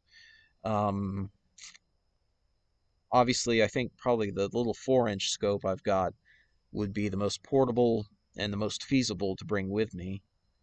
You could probably fit, you could definitely fit the tube, the optical tube, in a backpack, and then fit the mount and the tripod and carry on, or at least in checked luggage. Um, yeah, feasible. Um, Actually, one of the issues I've run into before when trying to do something like that was that the capacity of my lithium batteries that I use to run my setup when I'm going remote is too much. They won't let you bring that much juice on the airplane because if something goes wrong with your lithium batteries, it's going to be a real bad day for everyone on board. So I'd have to get a smaller battery setup actually. But yeah, theoretically, I could do it.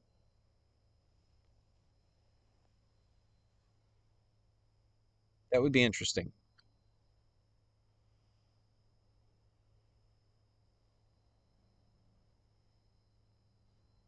Oh, speed of the comet. Ah, well, see,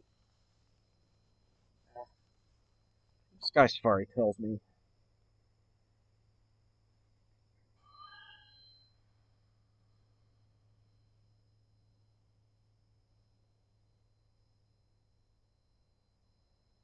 it doesn't actually. Okay, radial velocity is 9.9 kilometers a second. That's just radial. Apparent motion in right ascension, it's 1,189.9 seconds of right ascension a day, and negative 21,718 arc seconds in declination a day. Total is 23,250 arc seconds a day in lateral velocity, but I'd have to look at the distance to figure out the velocity. Distance currently is 0.288327 astronomical units. So you can do the math on that. I'm too tired to do the math on that at the moment. Is it me or is it getting brighter with more of a tail? Could be getting brighter overall in the image just from getting lower, actually. It's going into the west and gradually getting lower in the sky. The comet itself getting brighter, I don't know. I mean, it's possible. It is rotating. The nucleus is rotating. But I hadn't noticed. Let me see. I'll load up the latest images, and I've got another window open in the background of Deep Sky Stacker, so I can load in the images and compare them.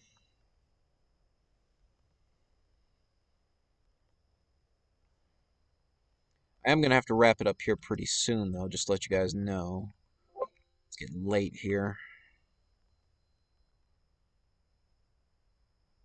Like, I can tell the sky background is getting brighter. The comet itself, in the images I'm looking at, is pretty steady, but we will look at a whole fully blown time lapse here in a second.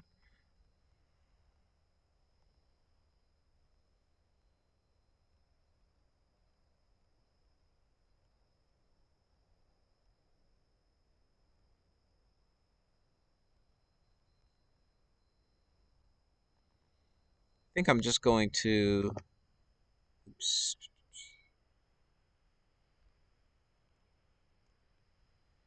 I think I'm just going to put the last run of images into the time lapse after I did the refocus. It'll just make for a smoother time lapse for now.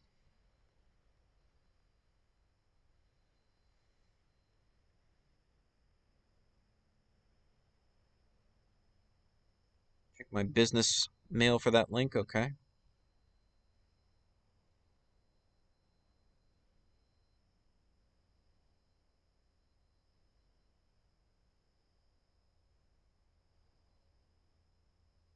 Nothing yet. I don't know if it went to spam.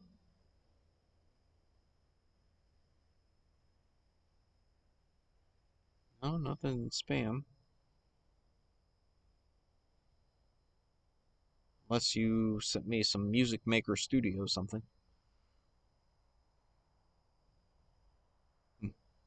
Anyway, I'll check again later.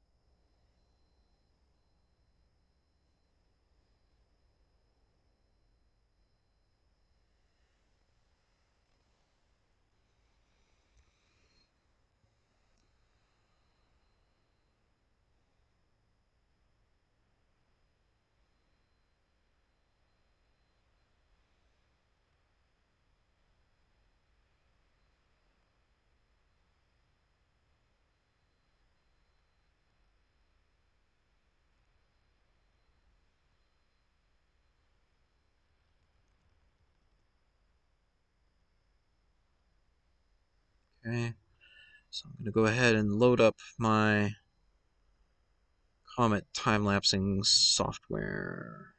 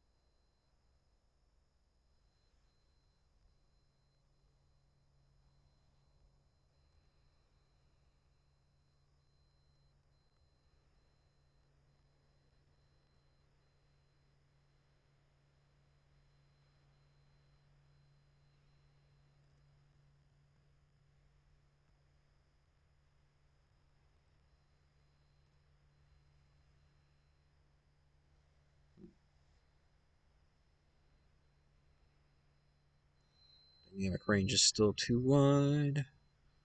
Got to manually adjust the levels for the processing from FITS files back to JPEG.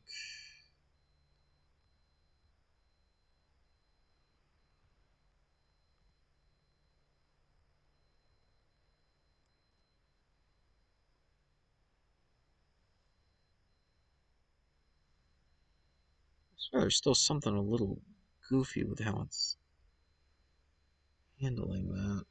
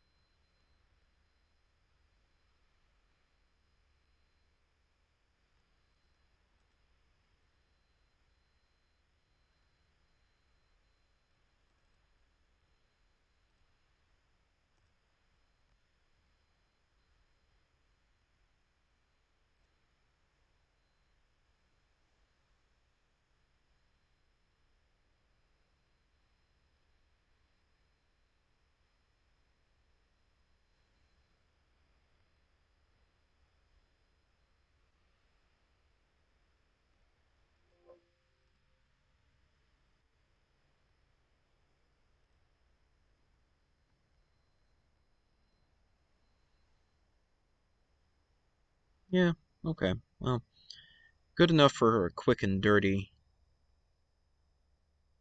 time lapse anyway.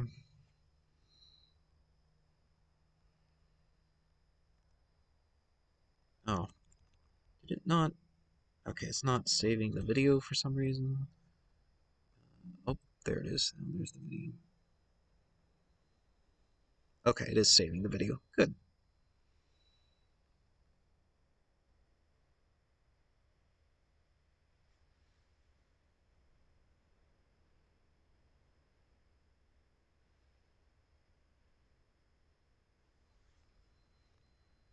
Alright, now I can just load this into OBS.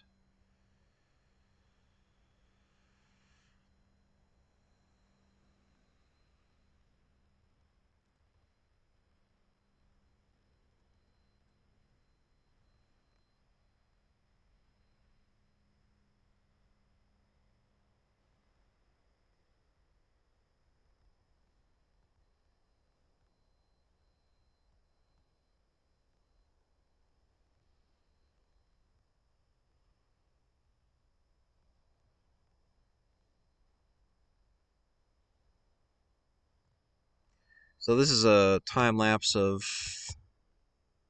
about 20 images during this last run.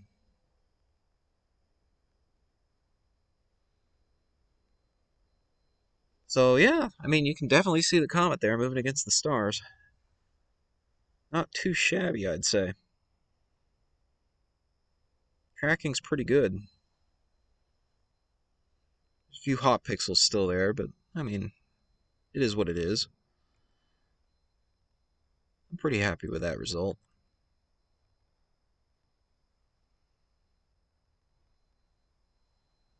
So the time span, let's get it exact here as much as possible. Time span is from 5:27 Universal Time to 6:13 Universal Time. And it's 22 images, to be exact. About 2 minutes apiece, with some overhead in between.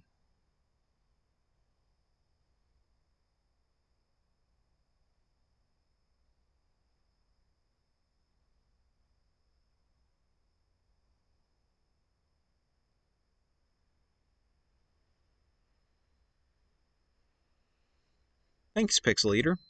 Glad you like it.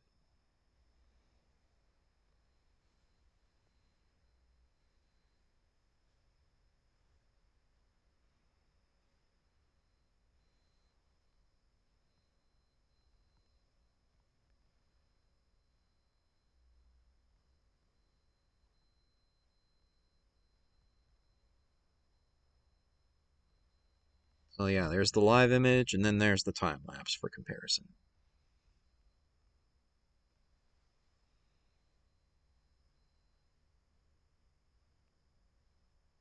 I'm gonna let you guys enjoy that for a couple minutes here, and I'll be right back, and then we're gonna wrap up the webcast.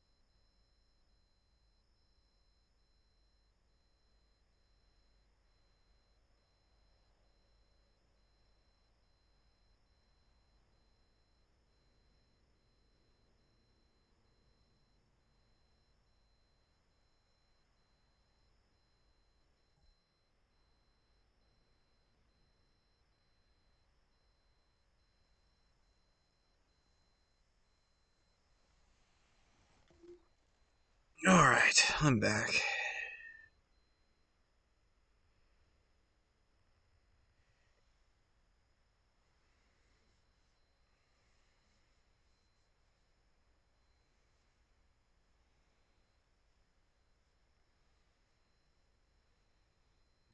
We've got 12 seconds left on the current picture, which is 29 pictures on the current run.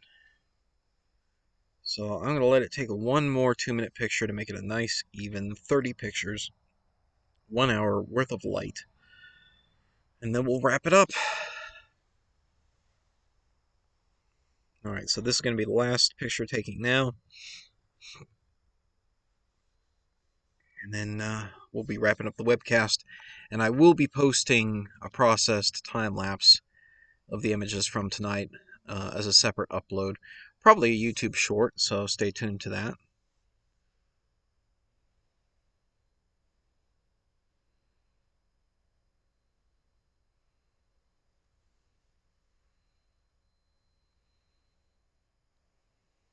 Oh, thank you, Russian. Appreciate it. Kind of hard to have a continuous non-looped video with a limited set of images. Yeah, yeah. The time lapse on the right, I should have labeled it, I guess, but the time lapse on the right is obviously from the previous set of images from this run, from the first 22 images, and the picture on the left is the live current image.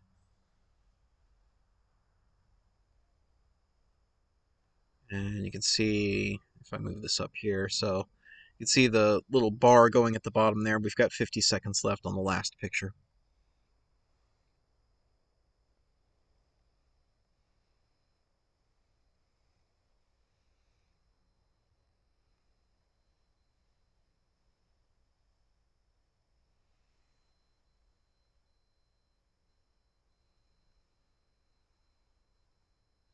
Yeah, unfortunately, 10 days ago for me, it was cloudy as heck. So, the last couple nights have been clear, so this is nice to actually get to see it with my own scope.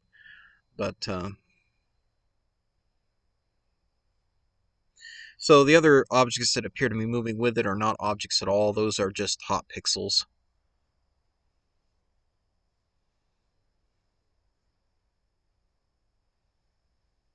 There's occasional little cosmic ray strikes, too, flickering here and there. Yeah, I don't see any satellites really moving with it. Alright, so I'm going to stop the imager there. That's 30 images down and complete. So nice hour's worth of light that will go into the final time lapse I'll upload separately later. And $10 from Nathan3030. This is awesome. Really appreciate what you do. TY. Thank you. Thank you, Nathan. Appreciate your support. And thank you to everyone who's given Super Chats tonight and supported the channel. Appreciate it. You guys make it all possible. And you guys basically funded the purchase of my telescope that I bought just last year, just about 1 year ago. The 11-inch Nexstar GPS, which I used to film Falcon Heavy a couple weeks ago, and that video's done really well. It seems like you guys love that, so I'm going to continue to, film these launches as much as possible with the equipment that you enabled me to buy. So, appreciate you.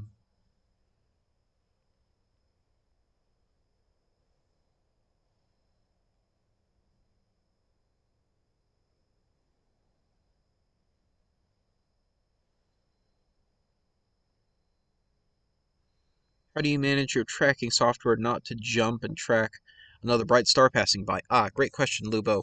So the tracking software is open loop.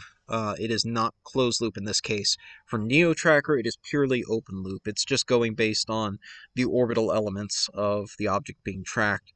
Or the new feature I'm implementing is just direct data from JPL Horizons, the predicted coordinates of the object being tracked. And so that goes into the telescope and it just tracks based on the expected rates or the expected coordinates of the object. It doesn't get any feedback from the camera, so it's not locking onto any stars. That's why it's able to track smoothly over an hour like this. And so it's worked great tonight. It's worked really good.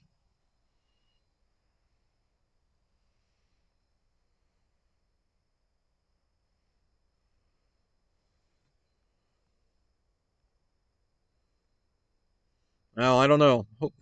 Hopefully, I got 4 million views so far across the whole of the channel, pretty much. But apparently, my videos do real well on TikTok. The only problem is it's not on my account. So, yeah. when will be my next live stream. Depends on the weather and my availability. To be honest, it's hard to say. We'll see how it goes. I'm gonna be potentially live streaming, if the weather is clear, knock on wood, Saturday night. I'm expecting to be able to track the International Space Station. So I'm planning to do a live stream of that. And so come back here Saturday night, and hopefully we'll have a nice live stream on ISS. So until then, I'm going to sign off here, and thank you all for watching, and stay tuned for the processed time lapse. Till next time, thanks for watching, and clear skies, folks.